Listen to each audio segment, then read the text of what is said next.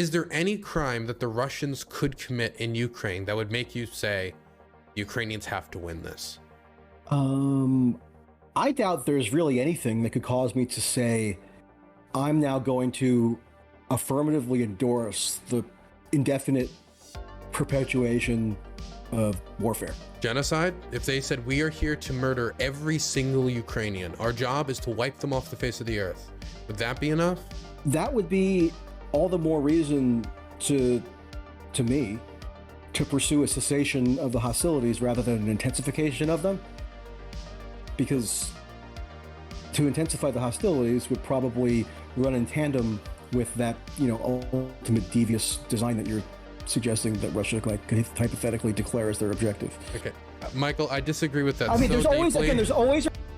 So I wanted to make sure I didn't misquote you. So I got your quotes in question. I wanted to ask you about the specific topic, because I don't think last time we got to talk about the Kerch Bridge explosion, the Crimean bridge that, you know, there was an explosion, which was most likely an SBU attack on it.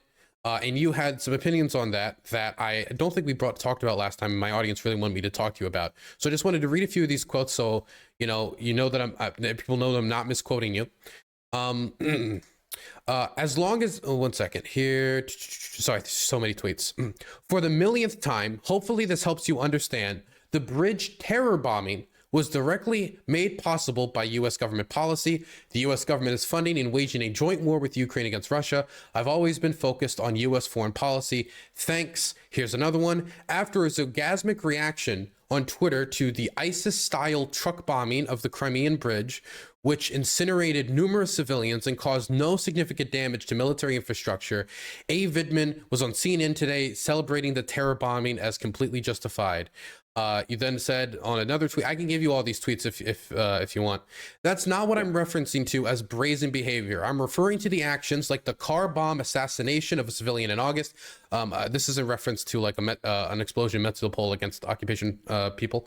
The terror truck bomb. No. That was not what that was in reference to. That was in reference to the killing of Dugina. Oh, sorry. There was two car bombing in August. There was one that was on a collaborator Metropole, and there was that one as well. Okay, sorry. I get it. No, I'm not familiar with the other one. Okay, sorry.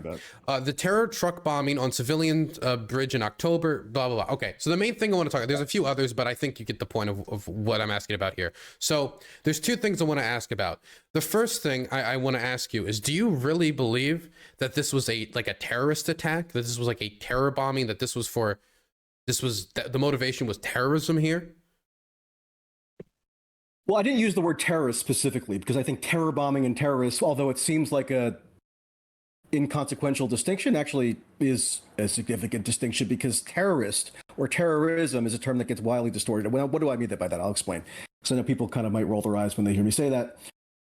By terror bombing, I'm talking about a bombing that is carried out for the purpose, or for one of the purposes of, to sort of inflict some sort of emotional reaction, or to fulfill some sort of symbolic purpose. So if I bomb some landmark someplace, and my motivation for doing that is so that the people who hold the guy whose statue it's after in high regard, so they feel bad, or they think that their cause is lost or something, then that's a terror bombing, because that's intended to inflict sort of a morale-oriented penalty on the population.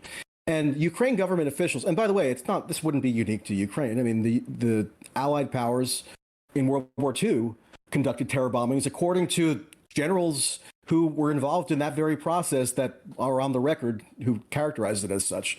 In that, one of the explicit objectives for why certain bombing missions were carried out were to simply damage the morale of the local population, so that they would become disenchanted with either the German or the Japanese government, and either oust them from power or somehow limit those governments' ability to wage war in kind. So Ukraine government officials, the day that bombing happened on the Kerch Bridge, came out and said and celebrated the fact that it was intended to inflict a symbolic blow on Russia and on Putin in particular. because it was, for one thing, it was done on Putin's birthday, so they had like this sort of mock happy birthday song that they sung to him. And there are other examples of Ukrainian government officials themselves saying that the idea was to deliver a message on top of whatever kind of tactical or strategic goals that they thought that bombing would commit. So a terrorist, if a terrorist commits, quote unquote, commits an attack someplace, then what are they in part doing other than their presumed intent to kill civilians? Well, they're trying to inflict terror on the local population. And, through some sort of symbolic resonance that they associate with their attack. So that's the reason why I refer to it as a terror bombing. And yeah, there were civilians incinerated. Okay, the U.S. does enable that activity on the part of Ukraine, which is why can we do one at a time? Drawn to sort of analyze it. Okay. Yeah. So I really very heavily disagree with the terror bombing classification. So when people hear the word terror bombing, the interpretation most people have of it isn't a bombing that has some symbolic value. I think most people assume bombs that are meant to terrify, like terror attacks meant to inspire terror in the population, or terrorist attacks. Now, even if I move away terrorist attacks from this classification, terror bombing would usually be classified as a bombing meant to instill terror, right? To terrify the civilian population, to terrify somebody, and terrify usually a civilian population into doing what you want. Now, the Kerch Bridge. Well, that was just a definition. Well, that was just a definition. That wasn't even my point. So you don't think that part of the motive, at least, well, I'm about to stop. I already hear it. Terror on the local population, so they knew that they were at risk out there in Crimea if they try to cross that bridge because of their complicity in Russia's war effort. It seems like it was manifestly to inflict terror. Not really. When you talk about if you talk about Kerch Bridge, is there any way that there could have been an attack on that bridge? Now, the bridge, according to the all international law, according to any military scholar worth their weight, is a valid military target due to its use to further the war effort. Now, that doesn't mean that it can't be. You can't do it in a responsible way. It's absolutely a valid military target. I have yet to meet a single military historian who disagrees. I'm not saying it's invalid of a military target. I'm saying there's not this like unshakable consensus as to being a validity. Okay, can you point to me to any organization, like international law group, like either the ICC, the UN, the Geneva Convention, that would say that bridges that connect military goods and infrastructure are not valid military targets? Is there anywhere that would say that? Anyone?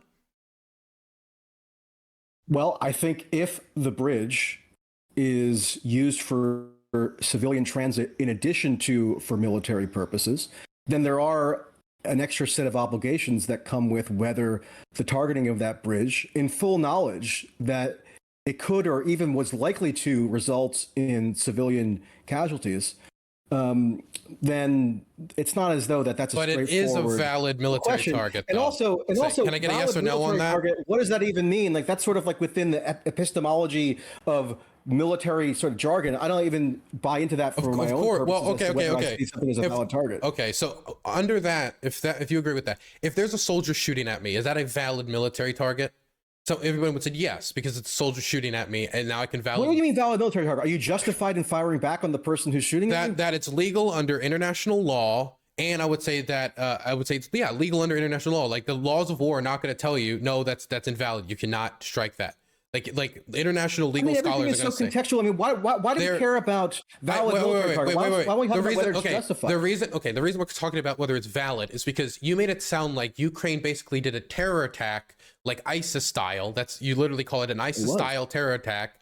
And if it's number one, if it's a valid military target and the purpose was not to terrify the civilian population, if it had a real strategic purpose, then it's not a terrorist attack. It's not a terror bombing. It's a bombing. You can even disagree with the bombing, but then it's still valid under the law of international law when it comes to doing the act, and it's legal. Like it's completely legal, and it's not a terrorist attack.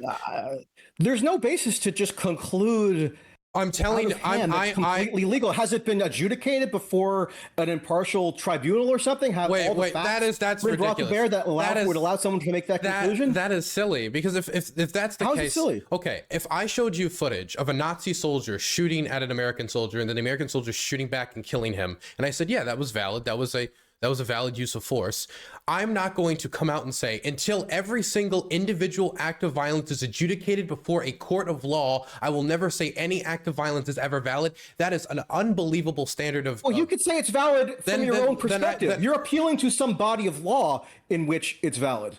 I mean, if you say that you think it's morally justified, that's fine. Well, I would say attacking that bridge is morally justifiable, but it's legal under international law, and nobody is going to classify it as a terrorist bombing unless you're either A, the Russian government, or B, you just have a completely different definition of what a terror bombing is in the rest of the world. I don't think that really stands to reason. I mean, I just gave you examples, or I reminded you that the Ukraine government officials themselves, who were party to the decision making behind the employment of this tactic, said themselves that it was intended in part to inflict sort of a symbolic punishment. Of course. And there's no way you could have done this without symbology. And to terrify, all war is symbolic. And to inflict terror on people who would ordinarily use that bridge, so they know that they're not safe, and that their complicity in the Russian war effort meant that at any moment they could find themselves subject to the same fate as the 3 people who got incinerated by the truck bomb. This is a terrible description. Okay, it wasn't to inflict terror on the population to think that they're not safe. I know that some commentators have made the comments that Crimea will come back to Ukraine. This is a reminder that it will come back to Ukraine. But you're making it sound as if they're not safe, as if like, if you don't leave Ukraine, if you don't leave Ukrainian land, we're going to bomb you and we're going to kill you. When you say... No. That's what I'm saying. That's what it made it sound like. But... well, here's what I mean by when I say that. That they know that what message is sent to the local population who typically use that bridge by the fact that there was the truck bomb attack carried out on it. That they know, or they're now made aware that out of the blue there could be a giant explosion as they're crossing the bridge. Right? I mean, and that's a terrifying thought to contemplate. That would have been the case no matter if you bombed any bridge. And of course, there's bridges that are militarily viable targets, and I don't think you would even morally disagree with. But like most bridges that transport or military goods also usually transport civilian goods and civilians as well. Same thing is a lot of times true with rail lines. It's true with most infrastructure. Once you start utilizing civilian infrastructure for military purpose, it becomes a militarily valid target. You start to make moral... No, it doesn't. Yeah, it absolutely does. It absolutely does. No, it doesn't. No, it doesn't. It absolutely does. No, Russia claims... I didn't even get to finish my... I never got to finish my point. No, I will not hold on. I will not hold on. Michael, you've talked a lot. I want to make sure that I want to bring it back to my original point, because this whole conversation, I think, could probably be avoided. Fuck, I actually lost it. You continue. I've lost it. Fuck. I was just going to say the idea that if a civilian target is used for a dual military purpose, it automatically becomes legitimate to attack that target does not hold up to scrutiny. It makes it at the very least not a terror attack. When Russia is accused of launching strikes that hit a school or some other civilian building, they're denounced for it, I think, in most cases, as far as I know, correctly, because they've endangered the civilians or even killed them. And Russia will say, well, the Ukraine military is using that civilian facility for a dual purpose. They're storing ammunition in it. They're using it to equip their soldiers. There's some military purpose that's being carried out inside that civilian building. Therefore, even though it's a civilian building and there are civilians present, we're authorized to hit it. I don't think that logic would be accepted, and rightly so. Okay, so actually, it usually is. So in the context of a lot of the battles that happened in Ukraine, there have been a lot of times where hospitals were turned into like buildings that were being used for military purposes, either to store weapons, or there were soldiers in it fighting street by street. This happened in a lot of the cities that were fought in. And once that is the case, that it's being used by the military, hospitals, schools, any type of building on the planet then becomes a valid military target, as long Really? as far as when it comes to international law and the legal perspective. Now, your individual, like, moralistic perspective on Well, if, I mean, what? like, I do think we should, like, talk about international Israel law. made that argument constantly as to its bombardments of Gaza and so forth, because they would claim that some apartment building that had dual military purposes was being used as human shields. That wasn't widely accepted, and it wasn't just there was international law. There was instances where organizations would put weapons in schools actively used by children, UN schools in the Gaza Strip. Now, that is horrifically evil for somebody to do that. And when it comes to an international legal perspective, that usually does lead towards a lot more leeway for these countries to be able to use force against those locations. Now, when we talk about this Kerch Bridge explosion, and you're saying that, you know, this is a terror attack because of the symbology. Berlin was attacked on Hitler's birthday when they tried to smash through Silo Heights. They decided to do it in part due to the symbolism of it. In that, I can even more understand saying, well, you could have decided to attack the day after, the day before, but I don't even think that's immoral. I don't think it's wrong, and I certainly wouldn't call that a terror attack. It's symbolic. It's something for the history books. It's something to send a message, but it's not meant to necessarily terrify the civilian population. There could be wait. You got to let me finish.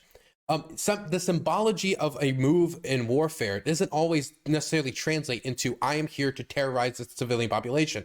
The Kerch Bridge explosion could have been symbolic for a lot of ways. It could have been the symbolic severing of Russia's tie with Crimea because it's internationally recognized as Ukrainian land. It could have been, hey, we're destroying one of Putin's personal projects and we're doing it for, in part, that symbol. There's a million different symbolic messages that could be translated outside of we're here to terrify the civilians. Not to mention, just due to the project that is, which is the bridge connecting Russia to Crimea, one of Putin's big projects that got him a lot of popularity, there is no way the Ukrainians could have conducted any military operation on that bridge without it having some symbolism, or at least interpretive at having some symbolism.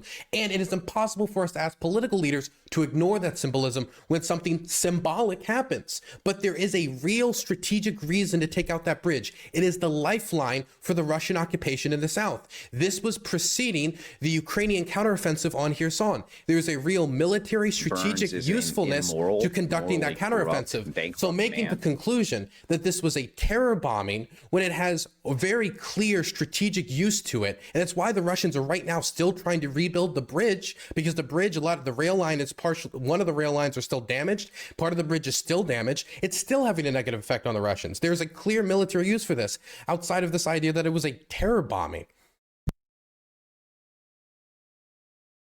Okay. The Allied powers in World War II, the United States, Britain in particular, employed terror bombing, or even forget the word terror. They employed bombing tactics specifically for the purpose of damaging the morale of the local population, because they figured that that would then achieve a wider strategic purpose, right? So they would make an argument that it was justified for them to conduct bombing campaigns or fly sorties or what have you that had a multivariate sort of rationale behind it, one prong of which was to sap or damage or dampen the morale of the local population, because damaging the morale of the local population was seen as this in the strategic interests of the parties carrying out the bombing, right? So you could argue that notwithstanding the fact, well, it is comparable in the following sense. You could easily argue that notwithstanding Ukraine carrying out that attack for the admitted explicit reason, don't take my word for it, look at what the government officials themselves said. You could say it's justified for them to carry out the attack for the purpose of damaging the morale, or, you know, landing a blow to the morale of the local population, because they view that as within the strategic interest. And they view that as within their strategic. I'm tongue-tied. They view damaging the morale of the local population as in their strategic interests. You could then say that that makes it justified, and then you have a strategic purpose behind the attack that involves the infrastructure that's being targeted. You know, in World War II, oftentimes there would at least nominally be some military infrastructure targeted, but the attacks were so indiscriminate on purpose and in full knowledge that it would end up, incendiaries would end up landing on civilians that they thought that it was therefore justified to do on military grounds. So, I mean, I think you could easily say that it was a justified terror bombing. I mean, it's justified to inflict a penalty on the morale of the local population because that's what the war calls for at that juncture. I understand the connotation of the phrase terror bombing might turn you off to that because it seems like it's something that's inherently ignoble. But I mean, you could see why that might be justified, or at least how one could justify that under certain circumstances. And one broader point here, I'm not appealing in anything that I've said about this to some corpus of law that exists somewhere known as international law or valid targets in terms of how some certain militaries arbitrate that concept. Those are sort of red herrings to me. I mean, international law is itself sort of incredibly nebulous and instrumentalized by whoever can wield if a nation state power in a given signs, if a nation state, okay, first I have a bunch of things I want to respond to. If a nation state signs onto an agreement saying they will abide by the agreement, it is good for the nation state to abide by the agreement. If I sign a deal with an organization that I will not use mustard gas against your people, then I use mustard gas against your people, it's not only bad because I use mustard gas against your people, it's bad because I lied and then skirted the line on what I thought was moral until I got in a difficult place and then I started committing immoral acts. That is wrong. And so if Russia and Ukraine have both signed on to stuff that says that certain behavior is immoral, I believe that they should abide by those agreements. I also think they should enter more agreements that abide them stronger on what is immoral. For example, I think the ICC warrant for Putin is valid, but it's also really funny to hear American politicians bringing it up when the United States is also not signed on to the ICC. We signed, but we never joined officially. And I think that's hypocritical. I just want to say, if a nation state agrees to do something, they should abide by what they agreed to do. I think that's a basic, just like diplomacy thing. Secondly, I also think the standards when it comes to a lot of these international law is good. I think not deliberately attacking civilians is good. I think not torturing POWs is good. I think most of the standards that have been brought forward when it comes to warfare are good moral standards to abide by, including the standards that have tried to be applied in Ukraine's case, but hasn't in a lot of instances when it comes to the war crimes that have been committed there. Now, you said that this terror... Can I respond to that? Okay, I thought that was kind of like universally agreed. That's why I was getting the milk toast stuff out of the way. Well, I mean, here's what I was going to say. The idea that one should refrain from torturing others, or the idea that one should refrain from using mustard gas on civilians, or other examples of gross violations that you mentioned there, the idea that those things are bad is self-evident without any need to appeal to any abstraction of international law. Those things would be, I mean, those things would have the same moral content, irrespective of their relation to international law. Dude, you say this because you live in the 21st century. When these laws were first being introduced, like for example, when the Germans first saw the shotgun and how it was tearing apart their soldiers during World War I, they thought it was an immoral weapon of war, and they asked for it to be banned because this was new weaponry getting introduced, and that was a radical proposal at the time. It never went through, but other type of radical proposals, like bans on certain types of weapons, bans on certain types of knives that made wounds that were impossible to patch up, bans on chemical weapons, they were radical when they were introduced, and a lot of countries still resist those bans today. So to say they're self-evident when many people would use their ideology to justify all types of horrific atrocities against other groups of people, whether it be Saddam Hussein's gassing of the Kurds or it be Vladimir Putin's kidnapping of Ukrainian children, whether or not we find that self-evident, I think that comes with hindsight as people living in the 21st century, and that isn't even necessarily true across the entirety of the world. Well, you're right that the fact of my living in the 21st century doesn't form my view on this, because if you're alive in 2023 and you're remotely conscientious of these issues, you'd know, or you should know anyway, that there's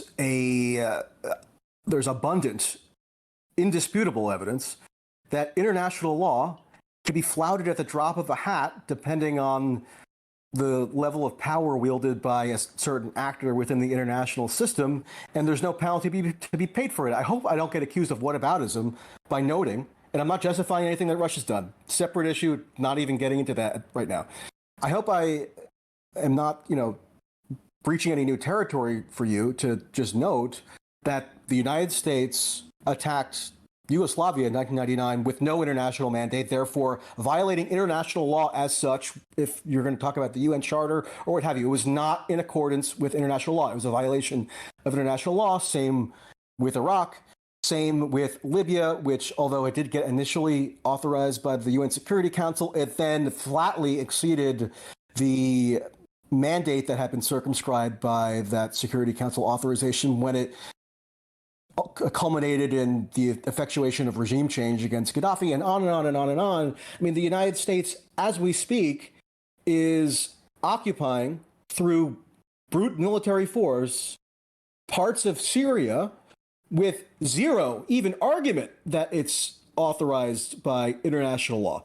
So if you see the expediency with which the principles of international law are invoked, or the selectivity, then yeah, I do think at a certain point it becomes utterly rational to conclude that international law as such is really not any kind of repository of moral wisdom, or ought not necessarily to be appealed to as the moral grounds on which we think about any particular issue. If torture or an invasion or use of a weapon is bad, then it's bad on its own terms. International law is kind of immaterial. Okay, so I guess I thought this kind of been assumed into this debate. Obviously, I do not believe just because something is the law that therefore makes it moral or immoral. There have been instances where laws have been introduced that have been bad, and there's laws that have been introduced that have been good. I do believe that international institutions like the United Nations a lot of times either don't have the tools necessary to deal with crises, like was obviously true in the case of Yugoslavia. The international community and international law did not know how to deal with the situation, and then it failed to, or in other situations that have been unable to constrain people once its mandate was attempted to be enacted. Libya is a great example. It did get a UN mandate, but then we exceeded that mandate by shipping weapons through certain routes. I'm sure people can go online and look up how we helped overthrow Gaddafi. I do agree with that. But moving on from this, because I'm not just saying the reason I went through that and I just said international law when appealing to certain crimes is I just kind of assumed we wouldn't have to debate, is torturing people bad? Is this bad? Right. Because if I'm working off of something that I would say is something that I assumed we would both agree on, is that the vast majority of war crimes are probably illegal for good reason. And if I said, hey, this person's a war criminal, this guy committed all these war crimes, I didn't think I would need to advance by first saying, what's your position on rape as a weapon of war? Do you think it's legitimate? Do you think it's not legitimate? I didn't assume we'd have to go into this specifics on that. But this is the main thing I want to bring back to. This is the main point I want to get back to. You said on October 12th, 2022, in response to what we're talking about right now, the terror bombing on the bridge was different in that it incinerated multiple civilians and achieved no discernible military gain, as far as anyone could demonstrate with tangible evidence. You then said something similar to this about the idea that it had no discernible military gain multiple times in about 4 or 5 or 6 separate messages. I didn't get them all. I don't think it's necessary. Will you admit that there is an obvious discernible military gain in disabling the bridge the Russians used to get into Crimea across the Black Sea, seeing that it's been used to ship tanks, armored vehicles, guns, artillery shells, artillery guns, soldiers, and all type of stuff to the front line, and they're still rebuilding that bridge to this day? Well, my source for saying that was Leonid Brzezinski, who's a journalist at Bloomberg, who analyzed Russian rail data immediately following the attack and reported that rail transport had resumed on the bridge, at least apparently on a part that wasn't explicitly damaged or was less damaged, within a matter of hours. But there's two rail lines. So hold on. Yeah, so hold on. I'm willing to stipulate now. I mean, I don't think it's particularly even materials to the wider point here. So I'm happy to concede that there might have been some military advantage that was gained by that attack that can now be demonstrated with tangible evidence. I don't think that's what I was saying.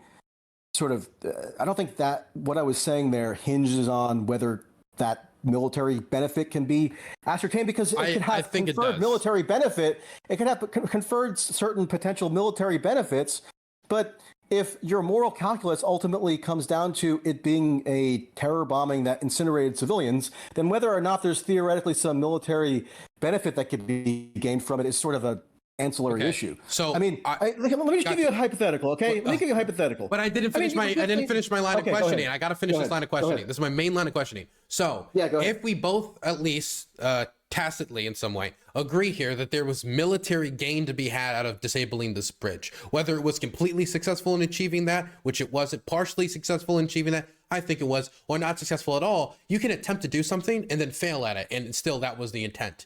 And knowing that this was before the counteroffensive against Kherson, which was directly shipped munitions through this rail line, and after this rail line was bombed, they conducted the counteroffensive to good success in Kherson, recapturing the capital. I think there's good reason to believe that there was significant and large military gain to be had in disabling this bridge. Now, there is a symbolic component that was always going to be there no matter what happened, whether the Ukrainians took Crimea, then destroyed the bridge after. Every single plan somebody talked about in taking Crimea, one of the first things Ukrainians are going to have to do is destroy that bridge to hamper Russian shipping of weapons and equipment into Crimea. I think there's significant strategic gain to be had there. There is no way, though, they could have done any bombing of that bridge without having some symbolism or mentioning the symbolism of separating this artery from the Russian state into the Russian occupation, something that's been occupied and had horrific things done to it for over the last 9 years when it comes to torture,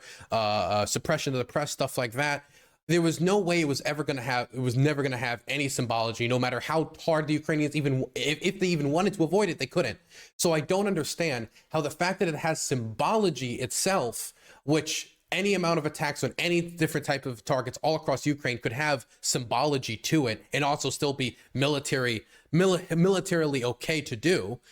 I don't understand how this makes it a terror bombing. Definitely, since it seems to be that the main, I'm looking through this old rhetoric. I'm reading this rhetoric from the government. It sounds like they're talking about how we will come back to Crimea, not the people should shake as we return and we're going to bomb you or we're going to do this. I'm not reading that at all. Well, here's how that could be distinguished in terms of an attack that is carried out for an ostensible military purpose, but also carries certain symbolic import, versus an attack that is carried out for the express purpose of conveying some sort of symbolic message. You know, any sort of attack anywhere. I mean, anything that happens in the world can have a symbolic significance imputed to it after the fact, right? Or, you know, and definitely any sort of military action can have that done. But in real time, contemporaneously, Ukraine government officials were explicitly justifying their attack and saying that it was committed, at least in part, on the basis of their desire to send a symbolic message. So again, it wasn't just like I understand what you're saying, in that any attack that could have ever possibly happened on the bridge would have had symbolic import. But you know, that import gets sort of attached to it incidentally, right? Or after the fact, whereas that was being cited as one of the rationales for why the attack was even carried out in the first place. And so, yeah, I mean, that just puts it in a bit of a different dimension. But again, leaving aside whether it could be said to have any military value, I mean, ultimately, the question of whether you find this conduct to be worthy of proactively endorsing or finding to be good in some ethical sense is whether the attack itself is justified. And what happened from the attack? Well, civilians were incinerated. I've never in my life sought to proactively justify any action that led to the incineration of civilians, whether in this conflict or any other. And I do have very vivid memories of Israel claiming that despite civilians being killed in their attack, they were able to disable some sort of military infrastructure of Hamas or something, and therefore that provided them all the justification they needed to do this, and there being a propaganda onslaught to try to sort of bolster that position. I mean, when the United States attacked Iraq the first time, not the first time, when they launched the invasion of Iraq in March 2003, most people are aware that that was done through this method of what was called shock and awe. Well, shock and awe was justified in part on the military advantage that it conferred to the United States because of some infrastructure that might have been disabled. But the fact that infrastructure was disabled and the U.S. aims were advanced, I don't think automatically translates into grounds to endorse the tactic, right? Because you can evaluate the other impacts of the tactic, such as that shock and awe also meant that you were shocking the local population into submission because they were going to be overwhelmed by the sheer enormity of the aerial assault. So, you know, even if Ukraine yielded a massively beneficial military advantage from the conduct of a truck bombing on a civilian bridge, and it was used by civilians, that's not in question, that still wouldn't really alter the premise from which I sort of approach my evaluation of that tactic. Well, so if there's two questions to be asked. One, and this is the main problem I have with you, I think it was justified to bomb the bridge. My question on what exact standards were used to keep civilians safe is a separate question on whether it's justified to do something. For example, I could think you can do something correctly and then you could do it wrong. If I'm like, I think this house would be repainted, and then somebody repaints it very poorly, that doesn't mean that I even necessarily was against it. It just means that I thought it was done improperly. So these are also two separate questions. And I want to isolate my main disagreement with you on this, besides the idea of whether it was justified or not. And that is the idea that it was a terror bombing, because if you agree with me that this could have military significance, that it had a military impact, that was also being discussed at the time, the military impact, before a massive counteroffensive into the South, which this line led into. Calling it a terror bombing when it had, just because it had some symbology to it, is a very, very, very, very poor use of the word.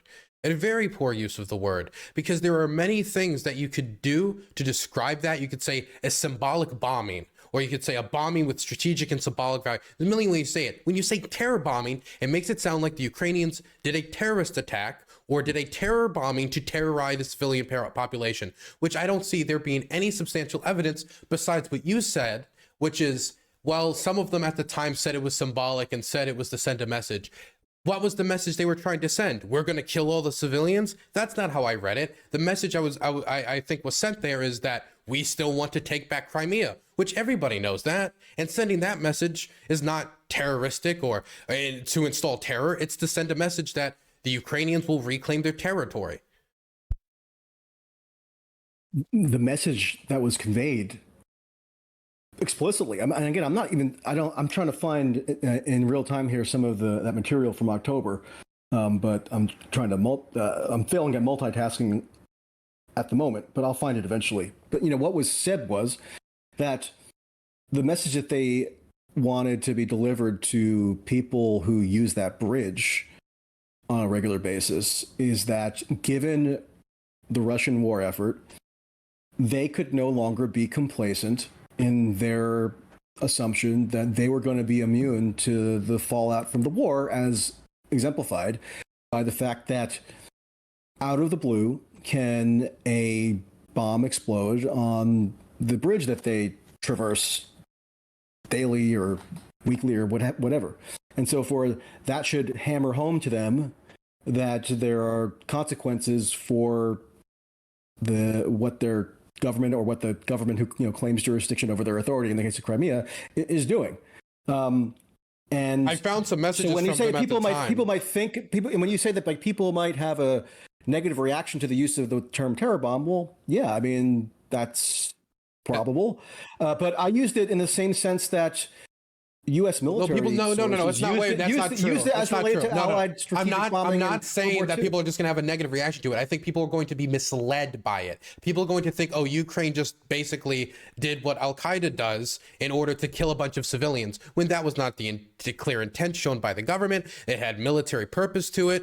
Under international law, the targeting of the bridge is definitely, they consider a valid military target, which is not something I think that a lot of terror groups consider. But I found some of these messages you were talking about. Can I read a few of them? This is from a Ukraine. Yeah. This is from Mikhailo Podolak. He's an advisor to Zelensky. He said, "This is the beginning. Crimea, a bridge, the beginning. Everything illegal must be destroyed. Everything stolen must be returned. Everything occupied by Russia must be expelled." Another message, this is from the Ukrainian Ministry of Defense. This is them comparing it to the Moskva sinking. "The guided missile cruise of Moskva and the Kerch Bridge, two notorious symbols of Russian power in Ukrainian Crimea, have gone down. What's next in line? Ruskies." And then like everything else is something along this message. They also released a postage stamp which showed like a chain that was tying Crimea to Russia being destroyed. So everything that it says here to me is not "we're here to kill the civilians," it's "we're here to expel the occupying army." And sending that message symbolically, I mean, every rebel movement in the world, any movement trying to push out an occupying army would send that message. And I certainly wouldn't call that a terror bombing. That's not the symbol. That's not the messaging that's being sent there. Well, no, I mean, I don't think a terror bombing necessarily has to send the message that we, the perpetrators of this attack, intend to incinerate every civilian. It's just that you can't be, as a civilian or anybody on this territory, assured of your safety any longer because the war has come to you. That's not what they said through this message. Where did they say that? Anything even remotely close to that? Like the only example I can think of that is when the Ukrainian government says in Kherson before the counteroffensive, "Gather water, gather food, gather supplies. A counteroffensive is coming. We want you to stay safe." Which, I mean, that's truly telling them they're like, the war is coming to you. But I think we would both agree is a moral thing to do before starting a counteroffensive. But even when the Ministry of Defense says two notorious symbols of Russian power, by the way, what is this fetish about not capitalizing the letter R in Russian or Russia? It's sort of, whatever. Probably an insult. Yeah, that's what I inferred, but anyway. They don't like Russia over here. I will tell you that. Yeah, but like, so that needs to be conveyed through capitalization. A lot of I've seen hatred of Russia conveyed in so many ways. I've met people that before the war they only spoke Russian and now they force themselves to speak Ukrainian as a political statement. They see it as like throwing off the shackles of like colonialism. Like there's so many different ways that they respond. For example, the government is considering renaming Russia. This is from a petition that was introduced to them. Renaming Russia in Ukrainian foreign policy, Muscovy, as in reference to the Muscovite population. I saw that. But even going based on this Ministry of Defense tweet, right? The Kerch Bridge is referred to as a, quote, notorious symbol of Russian power in Ukrainian Crimea. Nothing about its military significance is mentioned there. Of course, you wouldn't expect the entire rationale to necessarily be contained in one tweet, but they're choosing to emphasize the symbolic import of this particular bridge. So the incineration of the civilians on the bridge, they regard as having been justified because, at least in part, this symbolic blow was inflicted on the prestige of Russia. If that's the logic, the idea is like, if there's symbology being communicated here, then therefore it is a terror bombing if you do an attack of some sort that has symbology or that's a major purpose. Then do you think that if there was like, I don't know, let's say you were a partisan in Ukraine and you decided to get up and you spray painted over some Russian graffiti that was like, "We live here forever," and they're like, "Fuck you," would that be like a terror attack? Would that be a terror attack because that's meant to terrify the government of the partisan press? Like, I feel like this is like, we're reaching to such an extent here when we're saying them merely acknowledging the symbolic nature of the explosion. Not acknowledging. Even if that was fashioning it as part of their rationale for the attack. Well, number one, they didn't. I mean, how about wait. Number one, they didn't. They're not. No, wait. They did not. They did not. Happy birthday, Mr. They did not. They didn't. Wait. In this tweet, as far as I can tell, they're not saying the reason we did this was symbology. They're acknowledging the symbology of a strike, which is impossible not to do as a Ukrainian official when talking about this bridge that connects Russia proper into occupied Ukraine. It is like the main vein. It is the beeping. It is the bleeding heart, the pumping heart of the occupation, right? And you just cut off a vein to it. Of course, they're going to acknowledge the symbology, and that could have even been part of the consideration. And even if it was part of the consideration, there you go. Wait, let me finish. It could have been, number one, and number two, if it was, that doesn't make it a terror bombing unless the purpose of the message being sent was terrorize the population. Because if the message of the purpose, like if somebody did like an attack on some other, damage the morale. I mean, like you could say every military attack could have that purpose. Like you injure somebody that has the purpose of damaging the morale. But like I think taking if the purpose is to damage the morale and lower the standard of the population through worsening their standard of living, I disagree with that. Whether if, like, for example, if somebody was to, like, here's a question, if that is a terror bombing to try to aim at somebody's morale, is it necessarily a terror attack if we were to do propaganda leaflets, dropping them over Crimea? Is that a terror attack? Because that could, physical. I mean, you're stretching this to examples or counterexamples that entail no physical violence. Well, I'm trying. Physical violence is like a necessary component of the concept I'm referring to. Well, I just feel like we're stretching so far. I'm trying to balance this in my mind. If we're I don't think it's that far of a stretch. If there's a truck bombing on a civilian motorway that incinerates civilians, I mean, I think you're overstating how much of a stretch that is. Okay, if the idea is, if this was in part done to have a moral impact, then it's a terror bombing. You could, using that analysis, like, and incinerate civilians along the way. Well, as far as I'm aware, the purpose of the strike was not to kill civilians, unless civilians were killed, right? Well, yes, but that happens in a lot of military strikes. It doesn't mean the purpose of the strike was to kill civilians. I don't defend. For example, I don't go out of my way to justify pretty much any military action. Okay, well, I've noticed. Others do, and so it's the burden is on them to provide a sound rationale for it. Yeah, you don't justify any military action ever. So you think so your contention is that the incineration of those 3, or maybe I think it was 4 actually, civilians on the bridge, that was justified.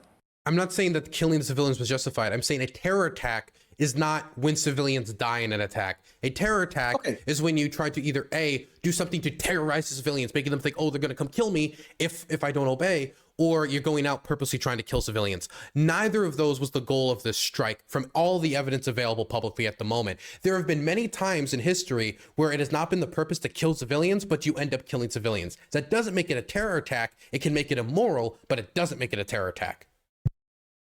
The Allied bombings of civilian population centers were terror attacks, even if the pilot who physically dropped the bomb didn't have the conscious intent that this is not killing or terrorizing this civilians. Isn't comparable. No, but wait. The intent doesn't necessarily dictate what you could reasonably describe the attack as. You would need to show me. Sorry, my mic. You would need to show me. Yeah, you would need to show me that the Ukrainian command made the decision, like, when we kill the civilians on the bridge, it's going to make the occupied peoples. No, irrelevant. Well, yeah, well, no. What's relevant? If you want to talk about international law, here's what we go more relevant in terms of international law. If a target was bombed with reasonable foreknowledge that civilians could or would be even likely to be present in the vicinity and therefore subject to injury or death, that would be the more pertinent standard if we want to invoke international law. And given that it was a civilian motorway, then of course that reasonable foreknowledge was almost certainly had by that would mean that would mean basically every bombing on any bridge or any roadway would be a terror attack, because most of the bridges and roadways in Ukraine are civilian, meaning every bombing attack on every single location in Ukraine ends up being a civilian attack, ends up being a terror attack, because everything is being used by civilian infrastructure. Just the military's taking over that infrastructure, like as is the case when it comes to the Kerch Bridge explosion. I mean, I almost think that it's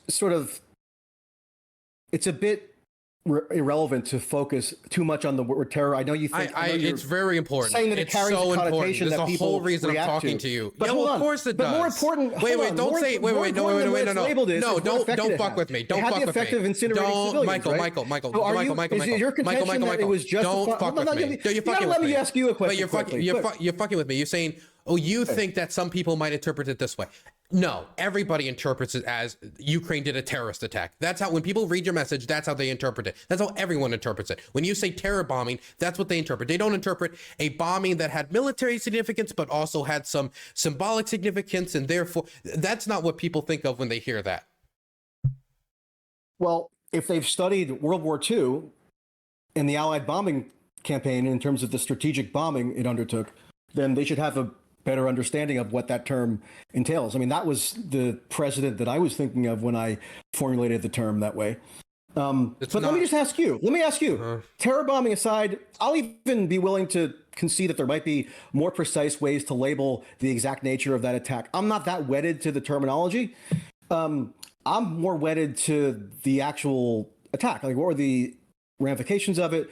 Who's responsible for it? How does it relate to the U.S. policy role in Ukraine? I mean, that's why I would even be driven to pay attention to this in the first place, because the United States, in effect, is subsidizing the ability of Ukraine to carry out attacks such as that. So you say that the attack was valid, and your certainty in the validity of the attack is not affected or undermined at all by the fact that the 4 civilians were incinerated, right? So the incineration of the 4 civilians was acceptable in your mind?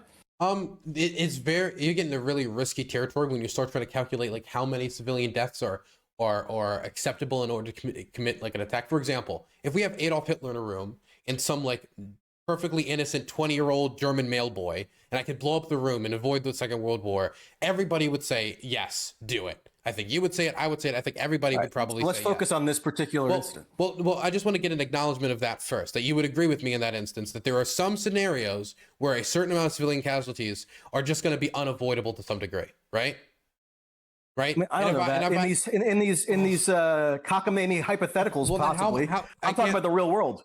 Well, there's many different scenarios where, like, for example, in the real world, there have been many times where like terror leaders or others are like in an area and they could be killed, but there's civilians in the area, and the calculus needs to be made. Do we kill this person who's planning a terror attack that could kill 100 more, or do we not pull the trigger, let him go, let the other people go, but then have the terror attack happen and then lose 100 people? When has that happened? Yeah, I mean, give me an example. Osama bin Laden's an example if we had to make that calculation multiple times. But we eventually went with the raid, and we decided that this was the safest option to save the most civilians. It was considered just literally just obliterating the house and everyone in it, because it would have been the safest bet to probably kill him, but then you would still need to land and get the body and confirm that. But these types of considerations go on in like definitely in like what's that room? What's the room where they riddled bullets into the bodies of the civilians who happened to be in the structure there, so they could kill a guy on dialysis who was sort of a non-entity in terms of operational involvement in the actual terrorist capabilities. Are you against the Osama bin Laden raid? I'm not. It's not something that I would go out of my way to justify as being morally righteous. Sorry. I will say that I believe killing Osama bin Laden was morally justified. I will make that commitment.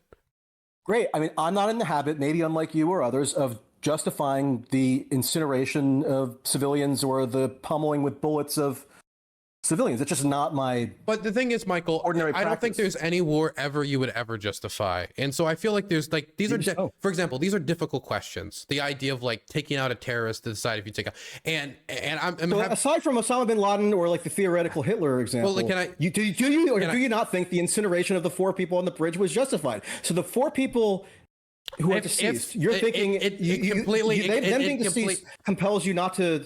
That doesn't compel you to cast judgment in any kind of negative way on that attack. I think it's one of those scenarios, and I'm going to do the thing that you did when it came to Bucha, where it's going to depend upon the amount of information. Wait, what did I do?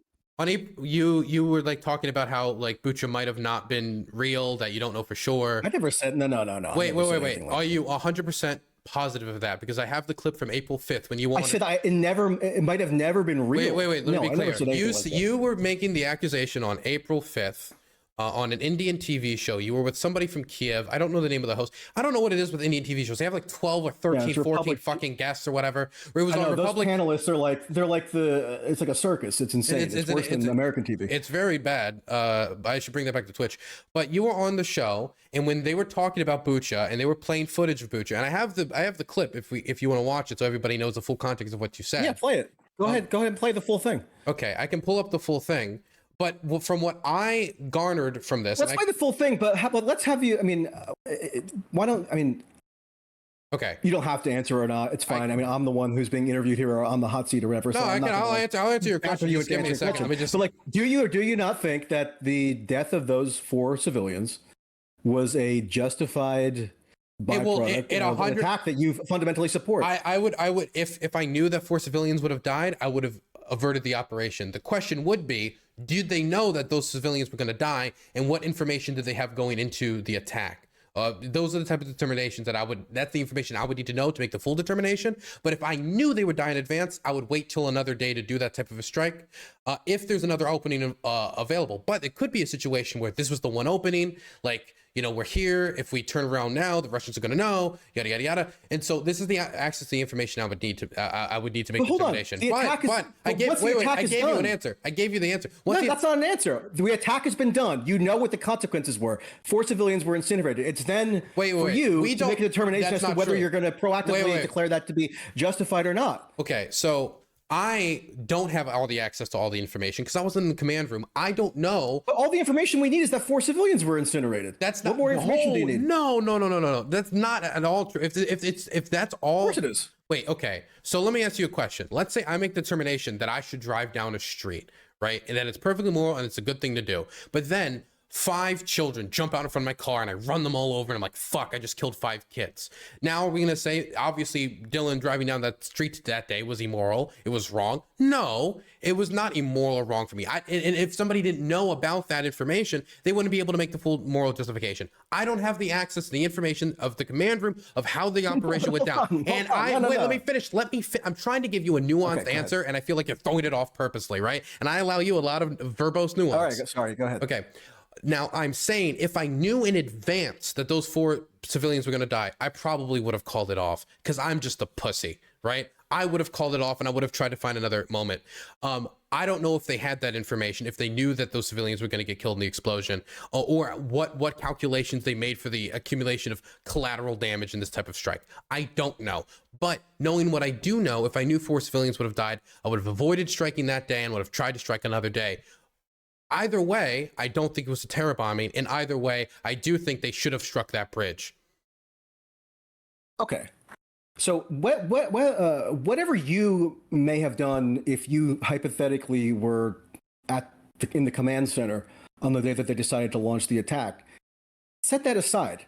You're an observer. You're somebody looking from afar. You're not operationally involved. And you see that the attack has been carried out. You are then told what the ramifications were. One of the ramifications were that 4 people were incinerated. Now, you just spent a whole lot of time saying that it was a legitimate military target, that it was valid to target because it somehow garnered a military advantage for Ukraine. Yeah, exactly. So you think it was you were giving all kinds of reasons why the attack was justified. So I asked you to kind of clarify the issue. Given your statements as to the justifiability of the attack, that therefore means that the incineration of the 4 civilians doesn't undermine your certainty that the attack was justified. So not how you would have done it ideally or how the people who did the attack personally should have carried it out logistically. But once it's done, once you can evaluate what consequences it had, you still come ultimately to the conclusion that it was justified, right? I believe that it was a justified strike, yes.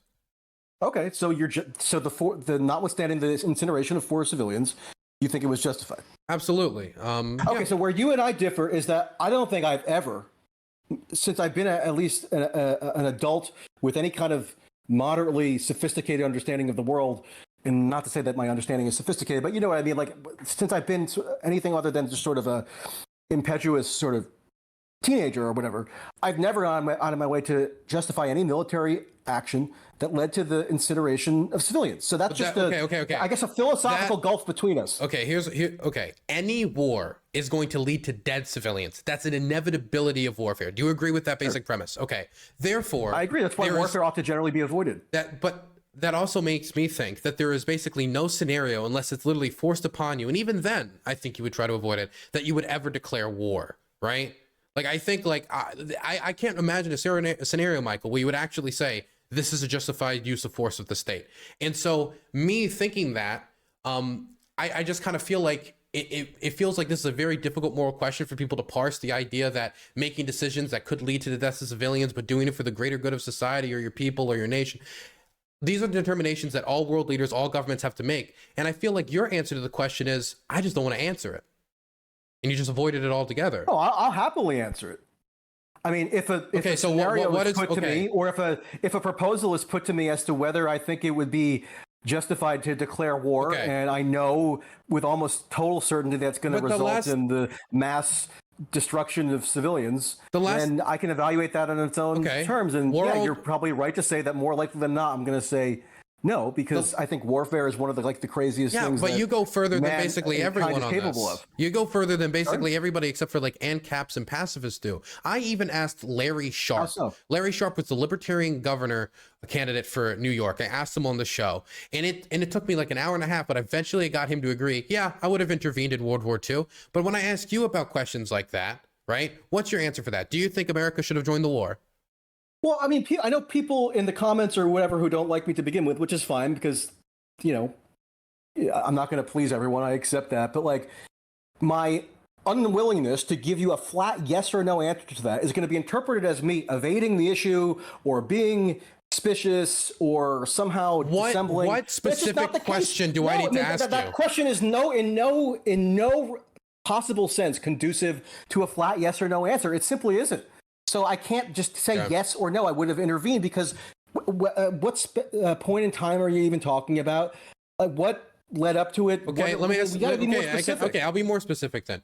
Do you think we should have sent the Soviet Union and the United Kingdoms the weapons we were before we entered World War II? Because people think American military involvement started with Pearl Harbor. That's not necessarily true. We were sending military aid to the UK and the Soviet Union. I think it was the correct thing to do because Hitler was a threat to the world. He was destabilizing Europe. He was killing millions of people, mass sponsor. I think it was good to send weapons to Soviet Union and the UK, just like I think it's good to send weapons to Zelensky, even though and the Ukrainian government, even though obviously Hitler and Putin are the same person, but the same principle applies for me. So would you have sent those weapons? Well, first of all, it wasn't just that the U.S. had engaged in the war by sending weapons via Lend-Lease or what have you.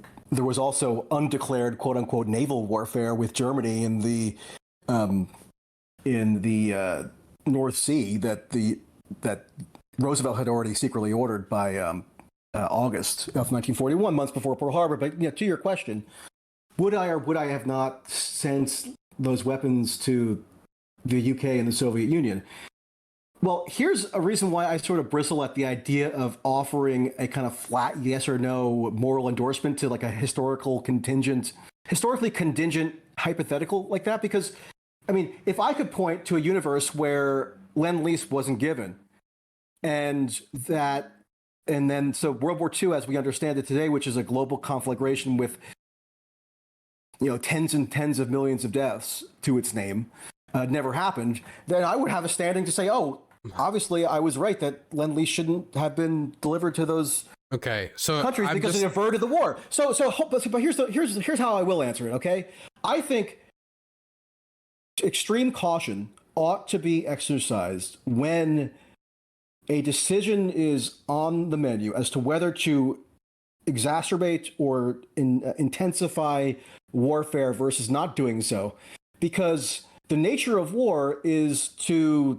that once it's ongoing and once it's then fueled even further, it then gathers momentum and explodes, and that explosion ultimately could cause more deaths than maybe the person who made that initial decision would have been mindful of. Okay, so no, I mean, I can't tell you now that I would have been, as this hypothetical retrospective sort of proposition, I can't tell you that I would have been willing to send Lend-Lease to the Soviet Union and the UK, because you did actually answer my question, Michael, but not the main question of yes or no. That was not answered. My main point of asking this in the first place was to show that you can't really conjure up an idea in your mind where use of force can actually be used. I feel like I could throw you every scenario where the vast majority of people be like, of course we should have intervened, and you're the person who would never agree with it. And so having a discussion with you about the use of Well, force. majority of the public didn't want to intervene in World War II before Pearl Harbor, so it's not a fringe position. But the thing is, I'm giving you hindsight now, and with hindsight, basically everybody agrees with it now. For example, like we said earlier, we benefit from living in the 21st century, that we have this after knowledge. We can see how things laid out and whether we should have gone, and we can, make, if anything, you have more decision-making capability to enter the war than other people at the time did, because you can kind of see what happened. You have full knowledge of everything. What happened was the most destructive conflagration in human history. So that doesn't automatically lead me to endorse whatever steps might have led up to creating that situation. Of course, you wouldn't have declared war on Hitler. I understand, right?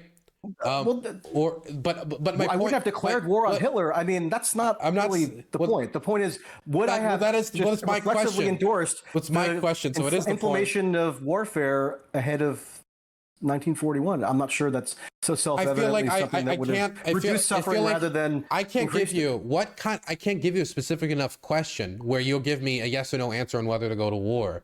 And I feel like I could do this with basically anybody else. For example, do you believe that if you had all the information you have now, that you would have declared war on Hitler at any point in time during the build-up to war that you saw historically? Is there any moment that you would have been like, yep, I should declare war on Hitler? Any moment in the history and everything you know about World War II, any moment you would have been like, yes, that's a moment I would have declared war? What would that moment have been? Any idea? And then we can move on from this, because we only have 9 minutes left. Well, no, because I don't buy the premise that declaring war on Hitler at some earlier juncture would have necessarily prevented rather than contributed to the subsequent explosion of death and destruction. Read Howard Zinn. This is not somebody who's... I think World War II was inevitable. I think it was inevitable when Hitler was in power. I think it was his goal. He was going on the hyper train. It's 1938. There's no way you're stopping Hitler from invading other countries unless you're ordering the assassination of Hitler or something. Which I don't know if you would approve. Would you approve assassinating Hitler? Hold on, I'm looking up a quote because I want to get your reaction to it. Okay.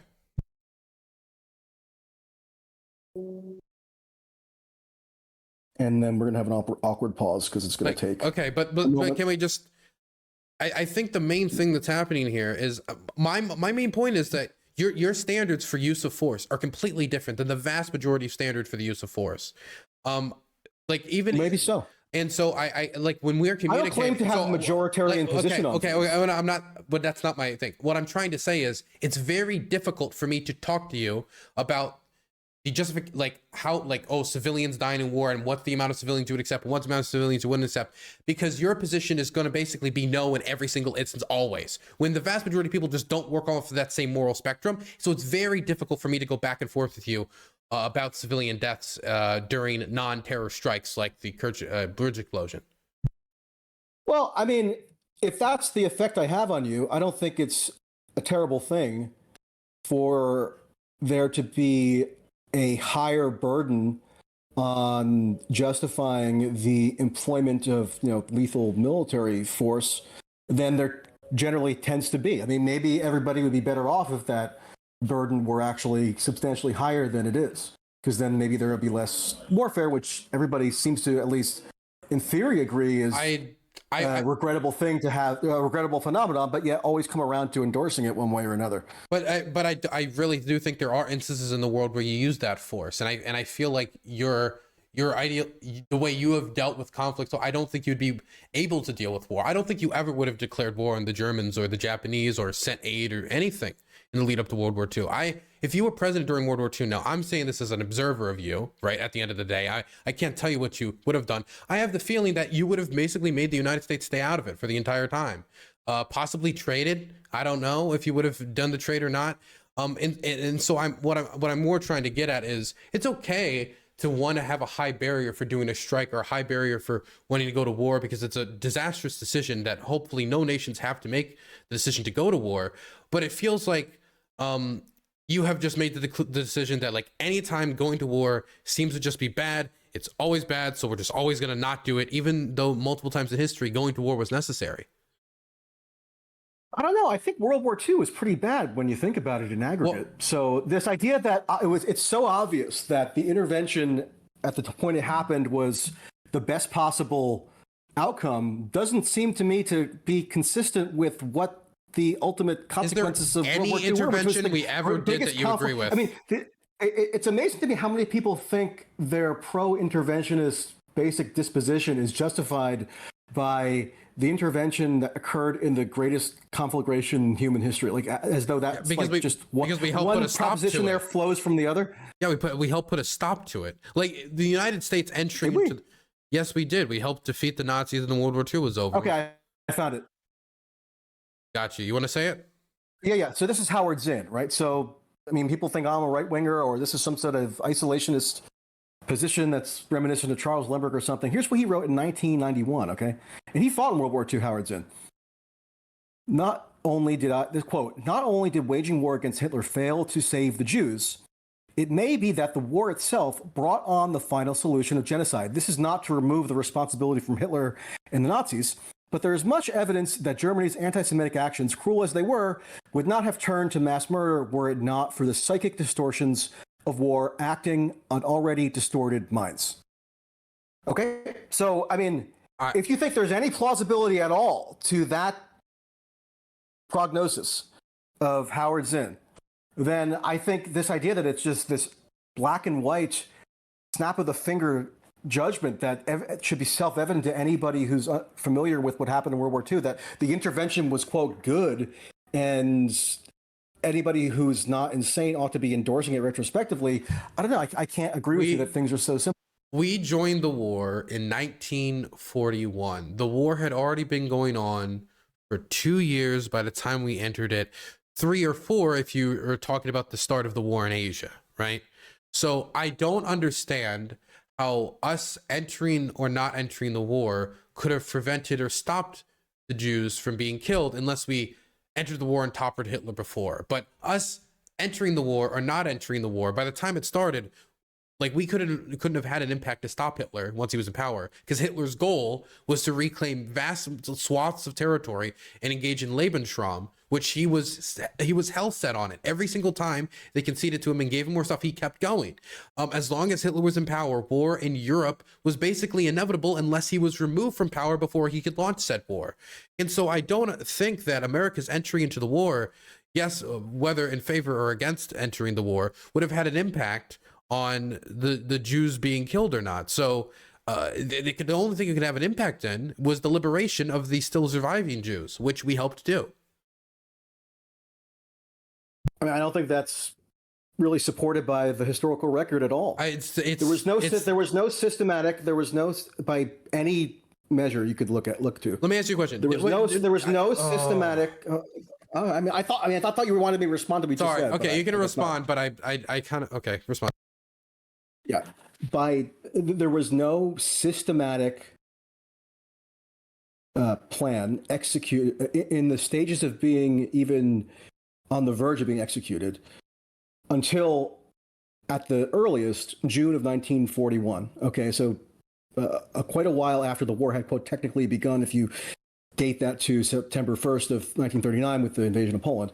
And June of 1941 is the point at which the fanaticism and of the Nazi racial policy toward the Jews drastically started intensifying, because it was in conjunction with the opening of a gigantic new front of the war with the Soviet Union. So in other words, the warfare itself, and Norman Thomas, who was initially opposed to entering the war himself as a Socialist Party leader, would said this even in retrospect long after the war.